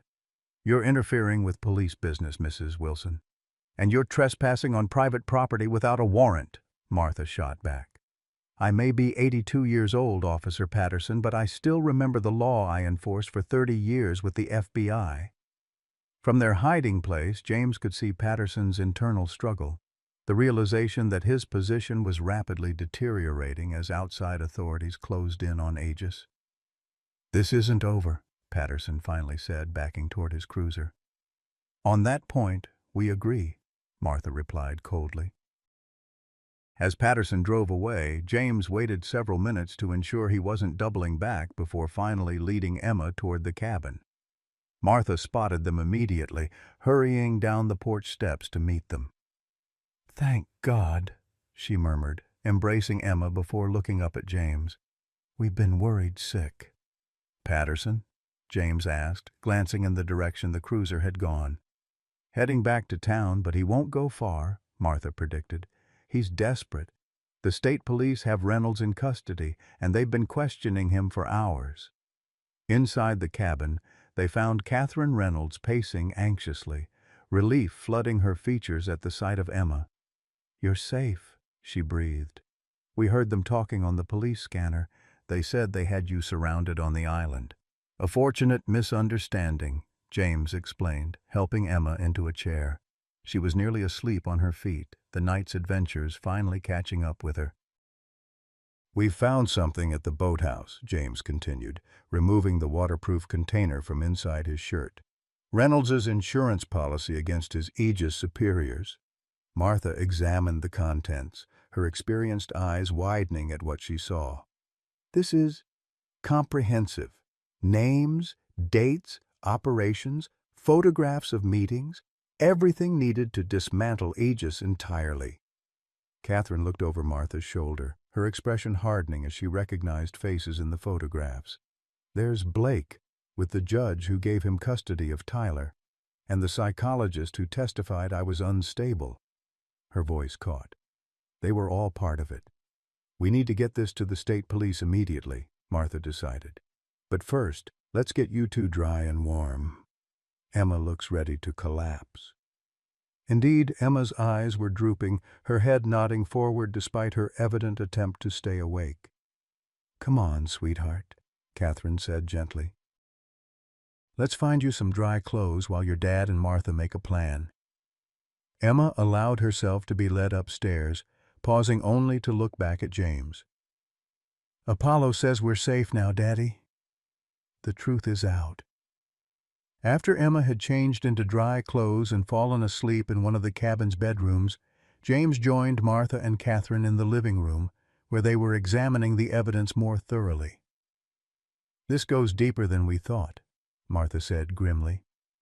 Aegis wasn't just targeting military families or minorities moving into Oak Ridge. They were systematically controlling who could live in the community, using police harassment, manipulated court actions, even property damage to drive away undesirables. "And Reynolds documented all of it," James observed. "Blake was always meticulous," Catherine confirmed. "It was one of his more useful traits as a police officer. He documented everything, probably to protect himself if things went wrong." "Which they have," Martha said with grim satisfaction. James's phone rang, Officer Parker calling. "Colonel, where are you?" the young officer asked without preamble. "Somewhere safe," James replied cautiously. "Why?" "State police just issued warrants for Patterson and 3 other Aegis officers. They're cornered and desperate. There's chatter on the private channels about Martha Wilson's cabin." James tensed. "They're coming here?"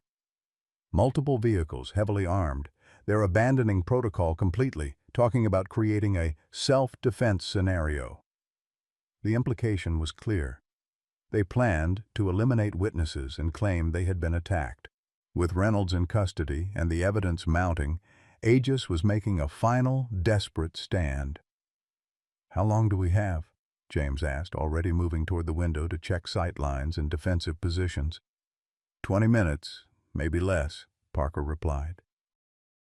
"State police are mobilizing, but they're scattered across the county dealing with other Aegis members. Get here if you can," James instructed. "We'll need backup." After ending the call, he turned to Martha and Catherine. "We need to move.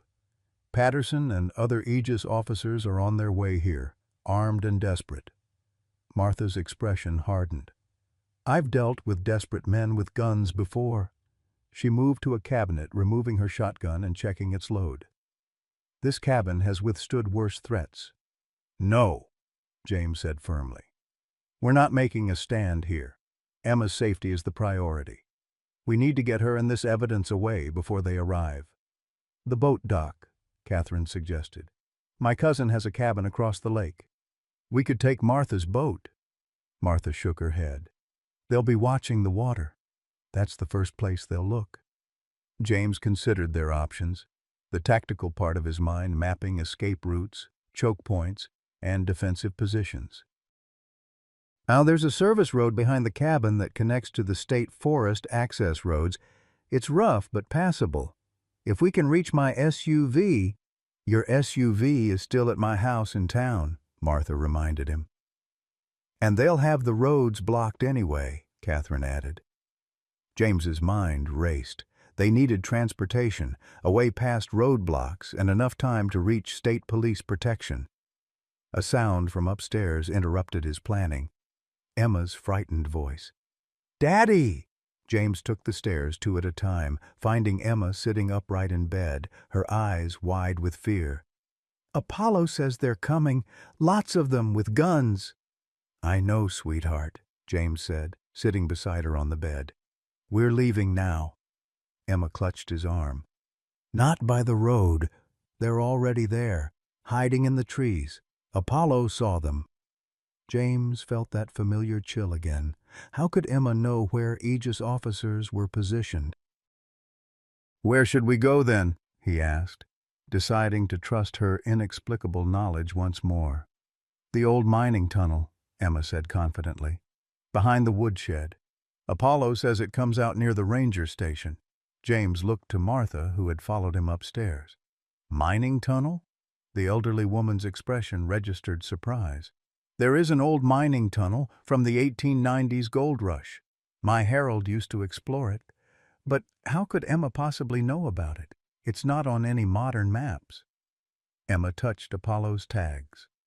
"Apollo showed me, in my dreams." There was no time to question the source of Emma's knowledge. If Aegis officers were already positioned on the access road, the tunnel might be their only escape route. "How far to the ranger station?" James asked Martha. "About 2 miles through the tunnel. It's a straight shot, well reinforced.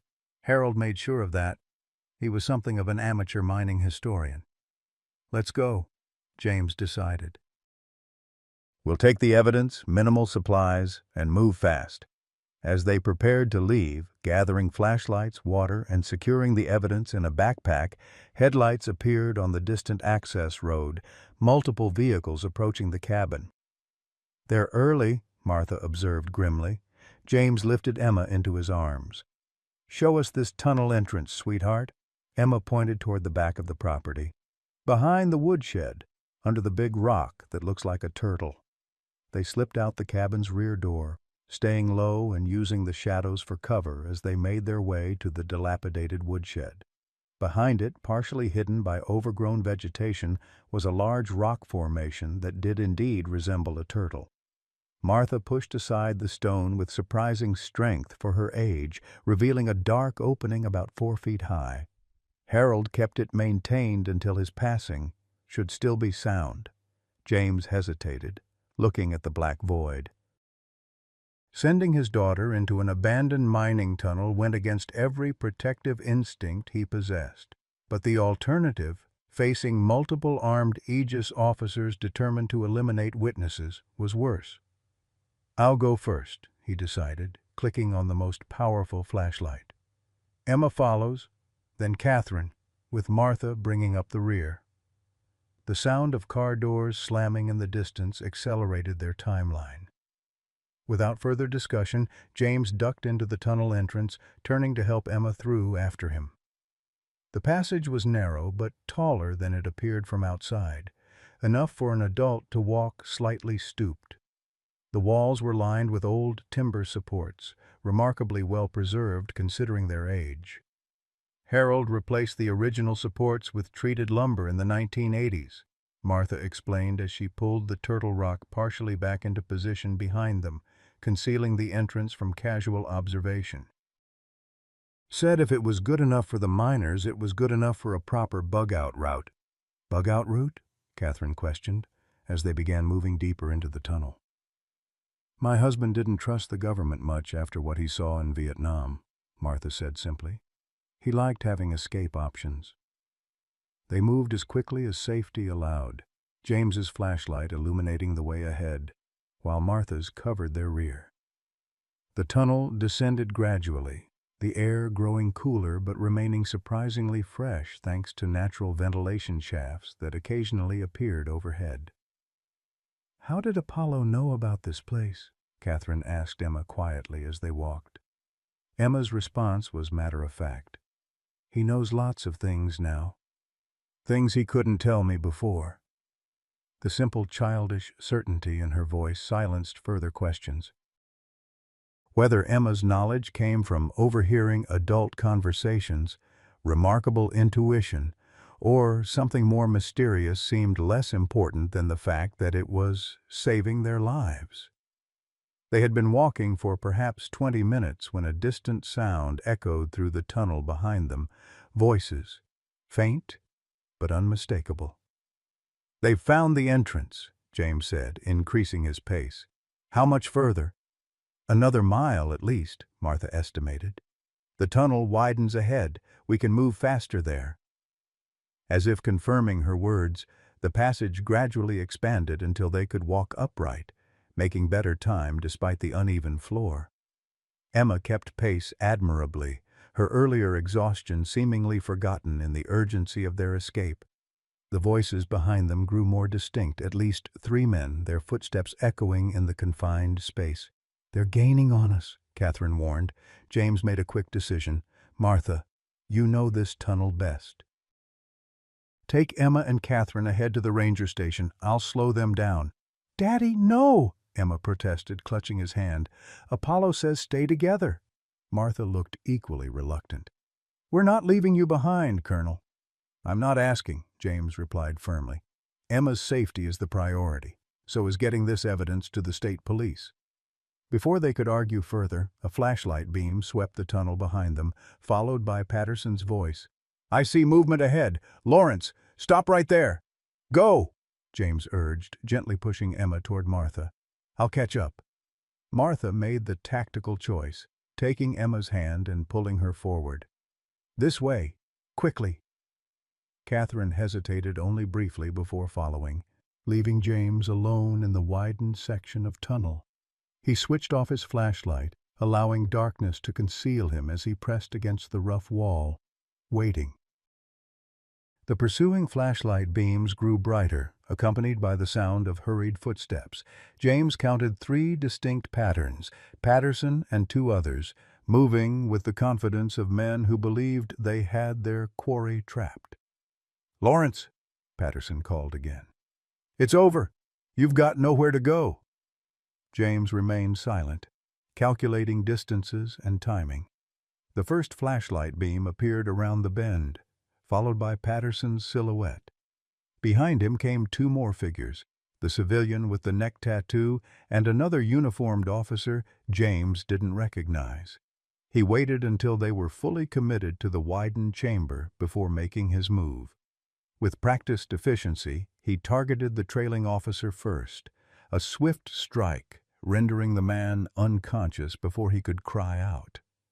The civilian reacted faster than James anticipated, turning and raising what appeared to be a hunting rifle. James ducked as the shot echoed deafeningly in the confined space, the bullet striking the tunnel wall and sending rock fragments flying. Patterson spun, his service weapon drawn. "Drop him, Deeks." The civilian, Deeks, chambered another round, but James was already moving, using the darkness and his combat training to close the distance. A sweeping kick sent the rifle clattering away before a precise strike to Deeks's throat left him gasping for air. Patterson fired blindly into the darkness, the muzzle flash temporarily illuminating the chaotic scene.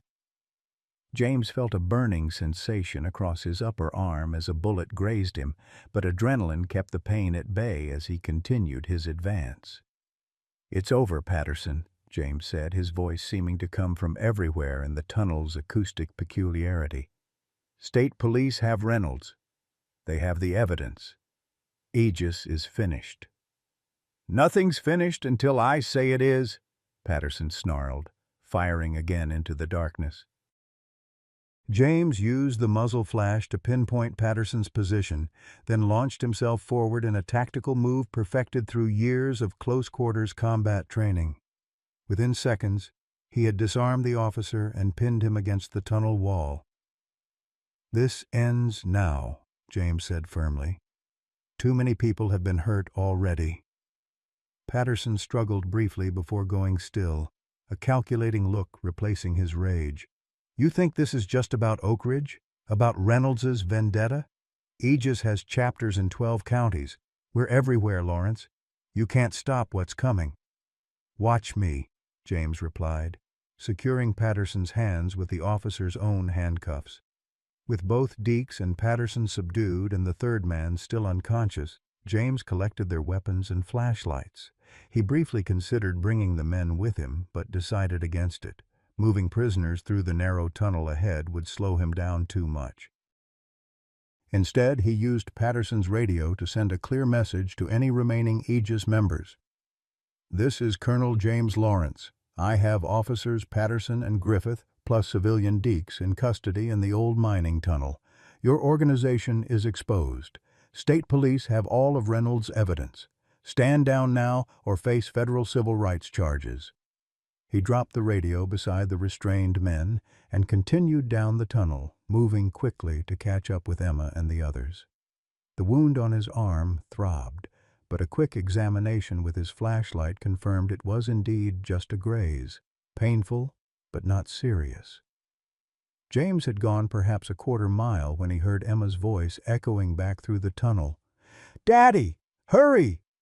He increased his pace, rounding a final bend to find Emma waiting with Martha and Catherine at what appeared to be the tunnel's exit, a heavy wooden door reinforced with metal banding. "You're hurt," Emma said immediately, pointing to his bloodied sleeve. "Just a scratch," James assured her, embracing her tightly. "Nothing to worry about."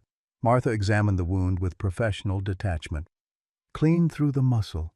You'll need stitches, but it can wait." She turned to the exit door, removing an ancient-looking key from her pocket. Harold's foresight, once again. The door opened with surprising ease, revealing a small clearing in the forest. In the distance, the lights of the ranger station glowed warmly against the night sky. "State Police?" James asked as they emerged from the tunnel. Martha held up her cell phone, which now had signal. "Called them while waiting for you. They're meeting us at the ranger station. And Colonel," she smiled slightly, "Reynolds broke. He's giving them everything on Aegis in exchange for consideration in his sentencing." James felt a weight lifting from his shoulders. The immediate danger was passing. Justice was in motion, and most importantly, Emma was safe. As they walked toward the ranger station, Emma slipped her small hand into his. "Apollo says it's almost over, Daddy. The bad men can't hurt anyone else now." James squeezed her hand gently. "I think Apollo is right." At the ranger station, they found state police officers waiting with Officer Parker, who looked relieved to see them all safe. The evidence was transferred to state custody. Formal statements were taken, and James's arm was properly bandaged by a paramedic. Throughout it all, Emma remained close to her father, Apollo's tag still hanging around her neck, occasionally touching them as if receiving continued guidance from her lost protector. As dawn broke over Lake Montgomery, casting golden light across the water, State Police Captain Miller approached James with an update. "We've arrested 14 Aegis members so far, including Judge Harmon and Chief Briggs. Reynolds has given us names we didn't even suspect." "This goes deeper than anyone realized." "And Patterson?" James asked. "Found exactly where you left them in the tunnel. They're in custody now." Captain Miller hesitated. "Colonel, there's something else you should know. The ballistics report on your daughter's dog came back. The bullet that killed Apollo matches Officer Reynolds' service weapon as expected, but there was a second shot fired that day." James frowned. "A second shot?" Miller nodded grimly. "From Officer Patterson's weapon. According to Reynolds' statement, Patterson had orders to eliminate your daughter if she became too much of a witness. The shot was intended for Emma. Your dog moved at the last second, taking both bullets." The revelation struck James like a physical blow. Apollo hadn't just been killed for standing protectively in front of Emma. He had actively saved her life, intercepting a bullet meant for her. James looked across the ranger station where Emma sat with Catherine, drawing something in her ever-present sketchbook.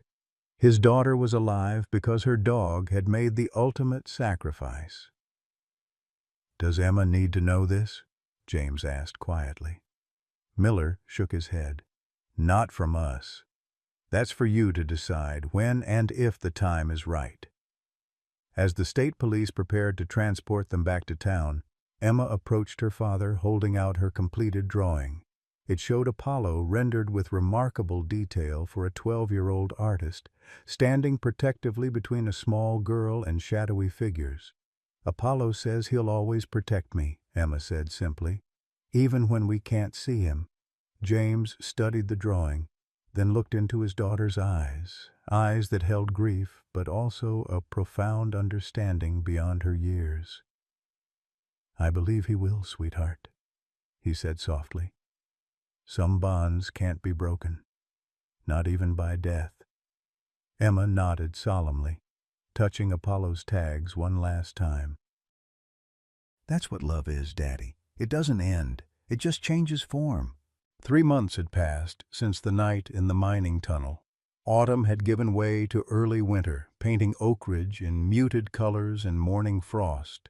The town itself had changed, subtly at first, then more profoundly as the Aegis investigation widened, revealing corruption that had seeped into nearly every aspect of local governance. James stood at the edge of their backyard, watching Emma kneel beside the small granite marker that commemorated Apollo. Fresh flowers lay against the stone despite the cold weather, their bright colors a stark contrast to the dormant grass surrounding them. "She still visits him every day," Martha Wilson observed, joining James with 2 steaming mugs of coffee. She handed one to him before following his gaze to where Emma sat cross-legged, apparently talking to the memorial stone. "The therapist says it's healthy," James replied, accepting the coffee gratefully. "Part of her processing everything that happened." Martha nodded thoughtfully. "Some bonds don't break easily, nor should they." In the weeks following the arrests of Reynolds, Patterson, and the other Aegis members, Oak Ridge had undergone a remarkable transformation. With Chief Briggs removed and half the police force either arrested or resigned, the state police had stepped in to maintain order while reforms were implemented. Thomas Parker had been appointed interim deputy chief, his testimony against Aegis earning him respect from the community and his fellow officers alike.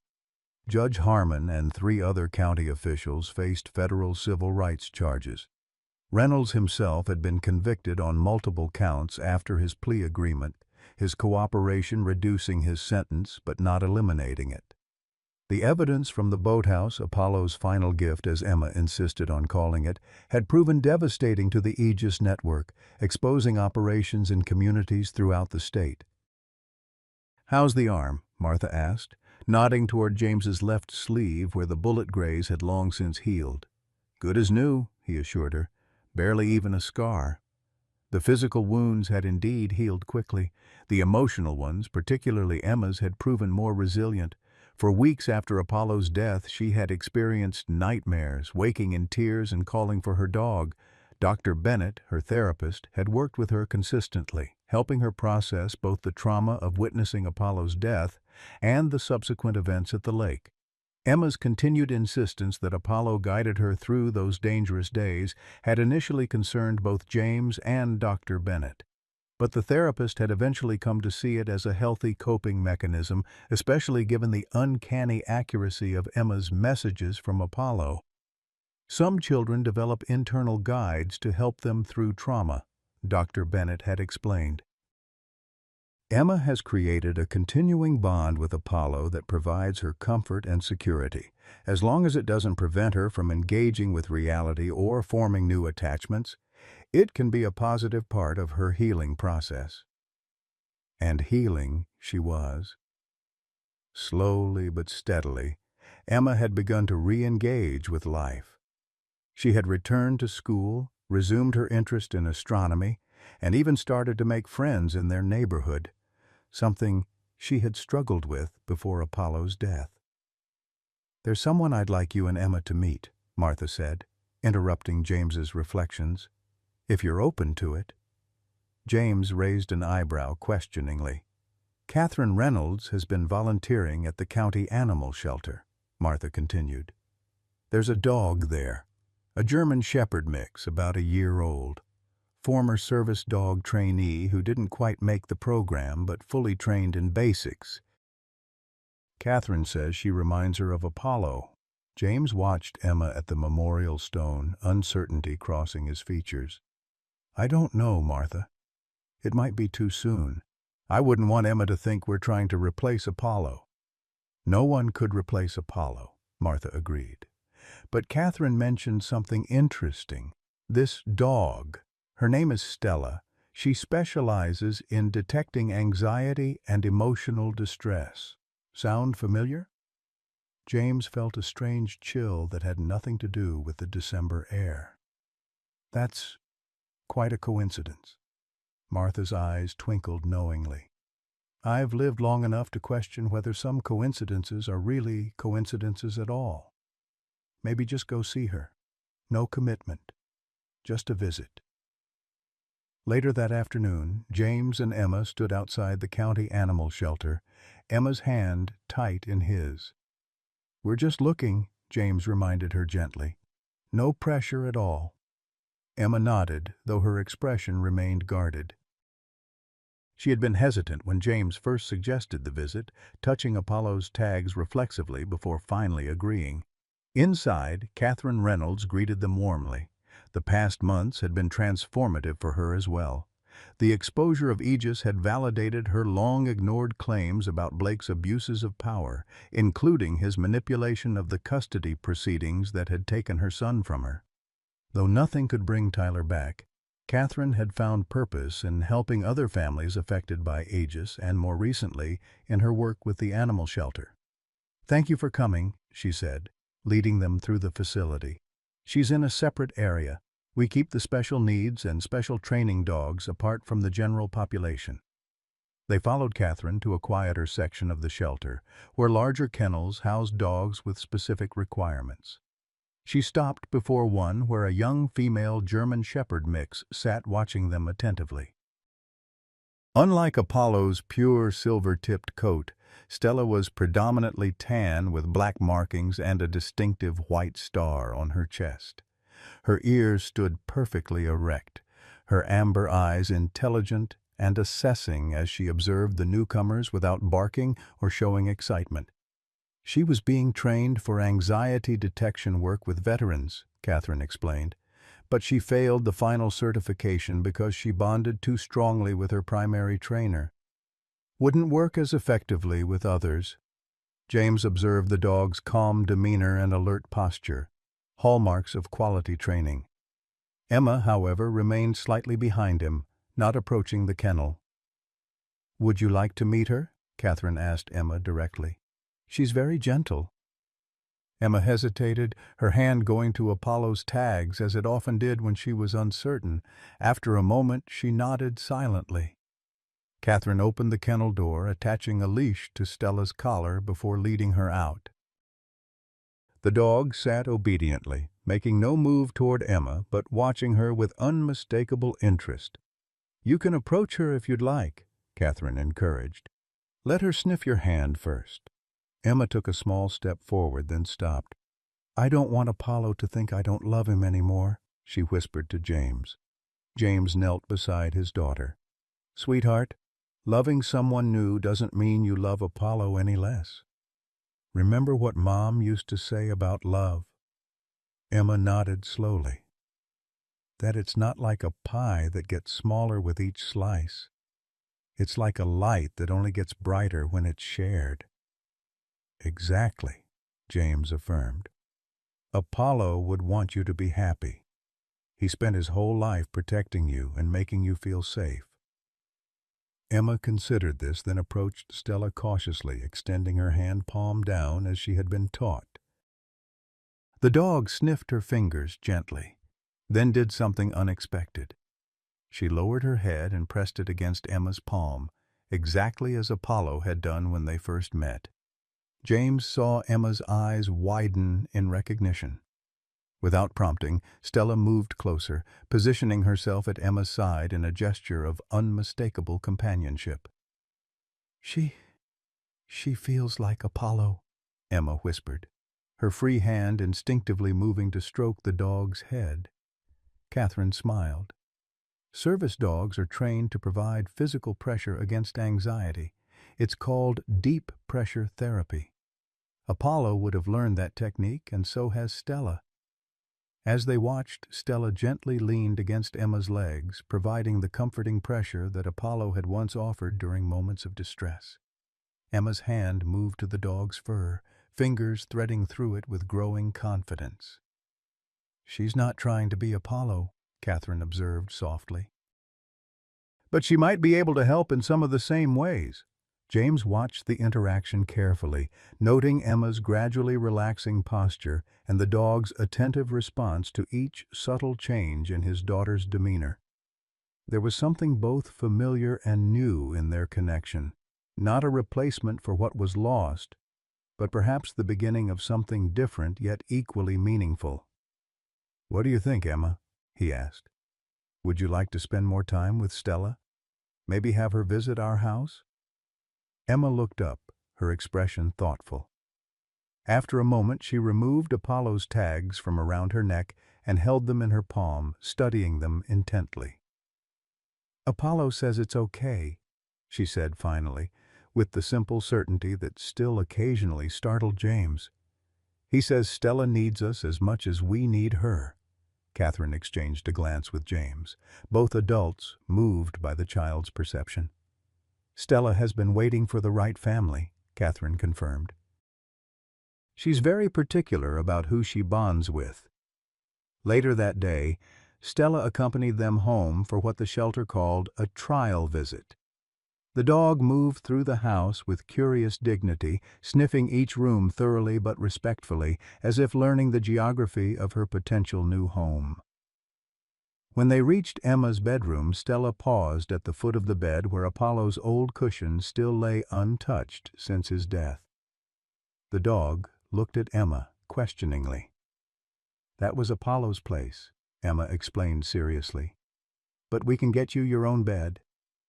As if understanding, Stella moved away from Apollo's cushion, instead settling on the rug near Emma's desk, close but not presuming to take Apollo's position.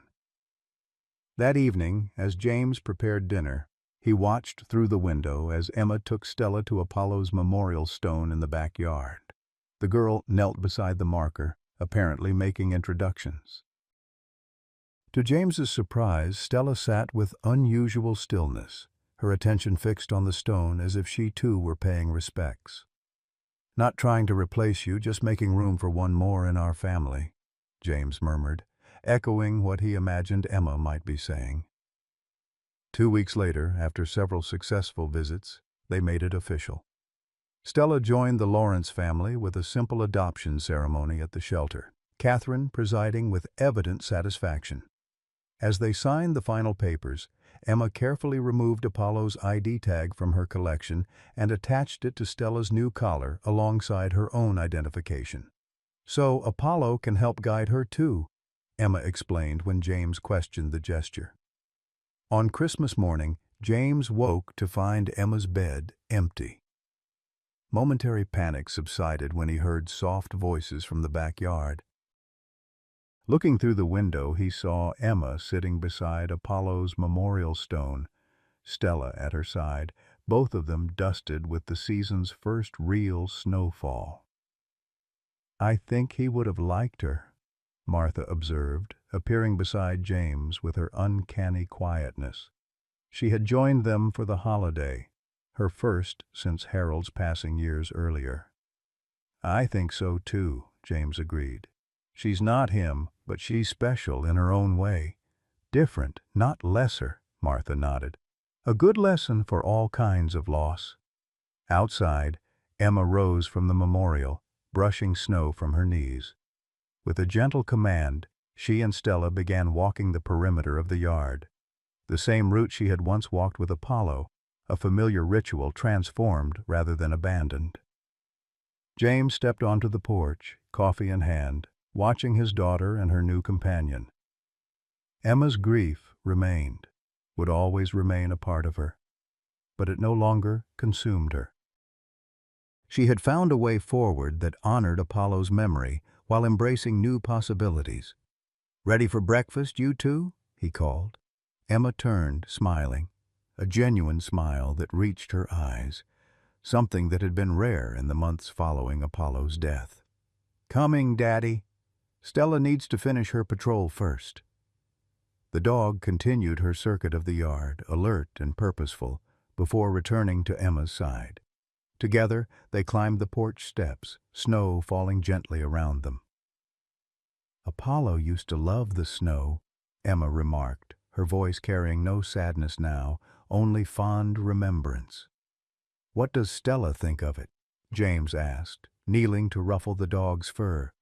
Emma considered the question seriously. "She likes it, but differently. Apollo used to roll in it and get all covered. Stella likes to watch it fall and catch snowflakes." "Different dogs, different personalities," James observed. Emma nodded wisely. "Just like people."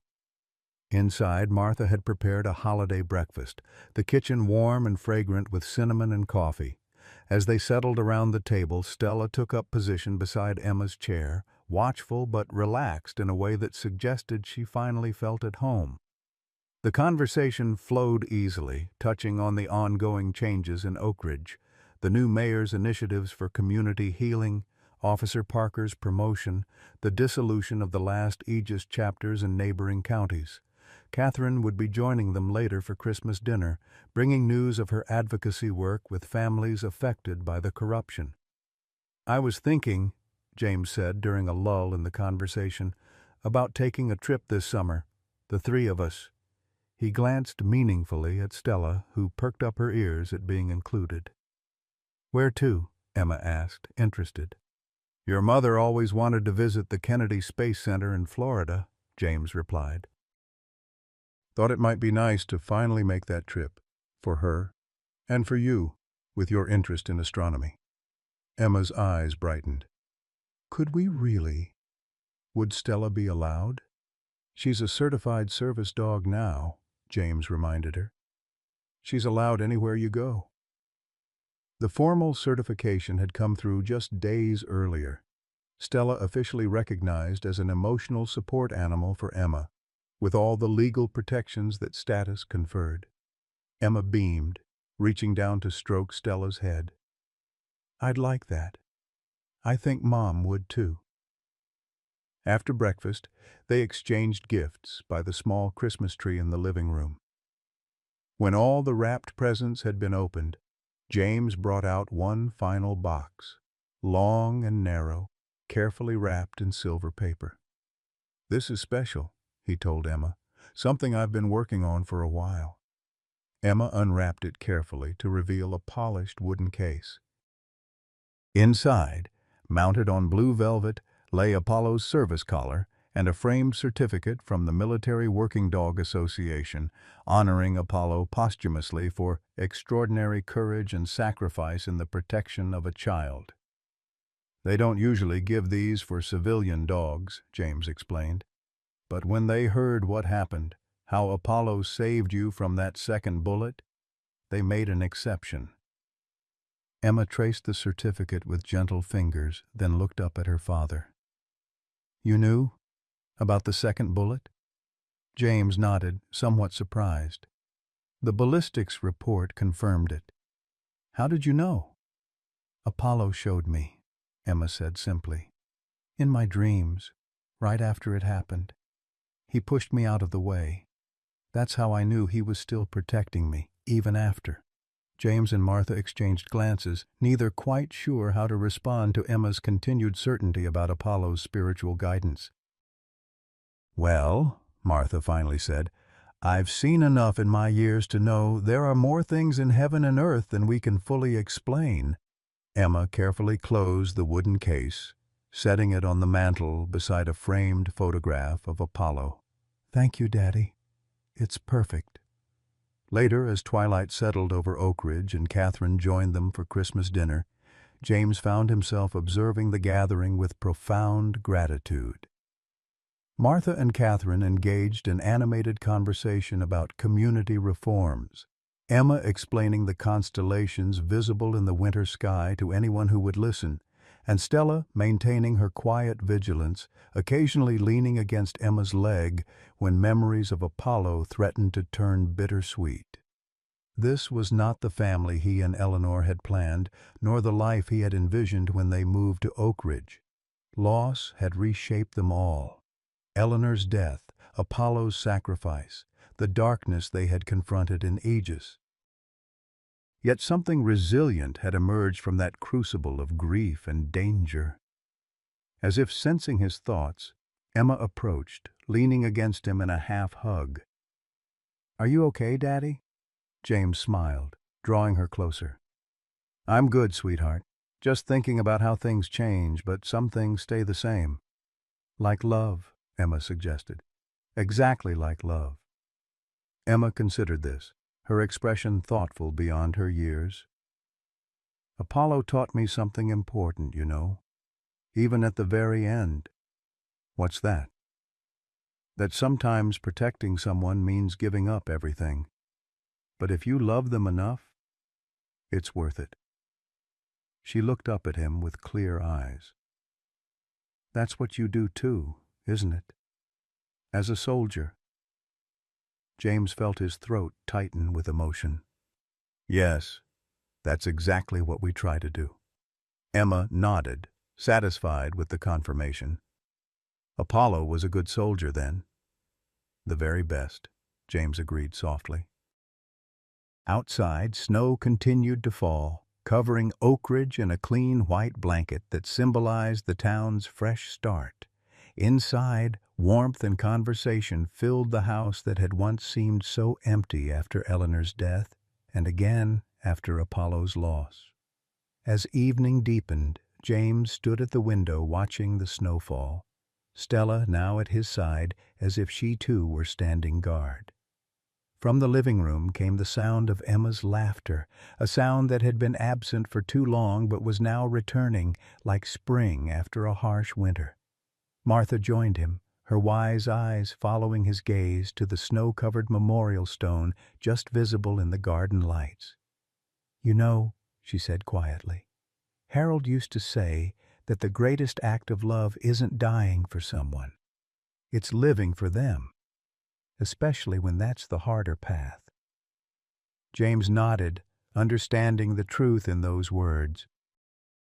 Apollo had made the ultimate sacrifice in an instant of courage, but for those left behind, the true test of love was continuing to live fully, to honor that sacrifice through how they chose to go forward. Emma had taught him that. Despite her youth, despite her losses, she had found a way to carry Apollo with her while still opening her heart to Stella, to maintain her memories of Eleanor while creating new experiences, to acknowledge grief without being defined by it. "She's going to be okay," Martha said, not as a question, but as an observation. "Yes," James agreed, watching as Emma called Stella over to join her by the fireplace. "We all are." Outside, the snow continued its gentle descent, covering Apollo's memorial stone in a pristine blanket of white, not erasing what lay beneath, but transforming it into something peaceful and enduring, much like the love that had guided them through their darkest days and would continue to light their way forward. In that moment, James could almost believe that Apollo was indeed still watching over them, his protective spirit as present and powerful as it had been in life. Not as a ghost or supernatural entity, but as the enduring impact of a love so pure and selfless that it transcended even death, living on in Emma's heart, in Stella's companionship, and in the family they were rebuilding together, one day at a time. As we watch Colonel Lawrence and young Emma rebuild their lives after tragedy, their journey reminds us of our own resilience through life's hardest moments. The bond between a child and her loyal German shepherd touches something universal in all of us. That unconditional love that carries us through our darkest days. Whether you've experienced the loss of a spouse like Eleanor or a beloved pet like Apollo, this story speaks to the human capacity to honor what's gone while still embracing what comes next. Just as Apollo's tags found a place on Stella's collar, we too find ways to carry our past loves forward as we create new beginnings. Martha Wilson's wisdom rings true for so many of us. Different, not lesser, is indeed the perfect description for the new chapters we write after loss. What companion animal has made a difference in your life during difficult times? Or perhaps more importantly, how have you managed to honor someone you've lost while still finding joy in the present? We'd love to hear your stories in the comments below. The wisdom you've gained might be exactly what another listener needs to hear today.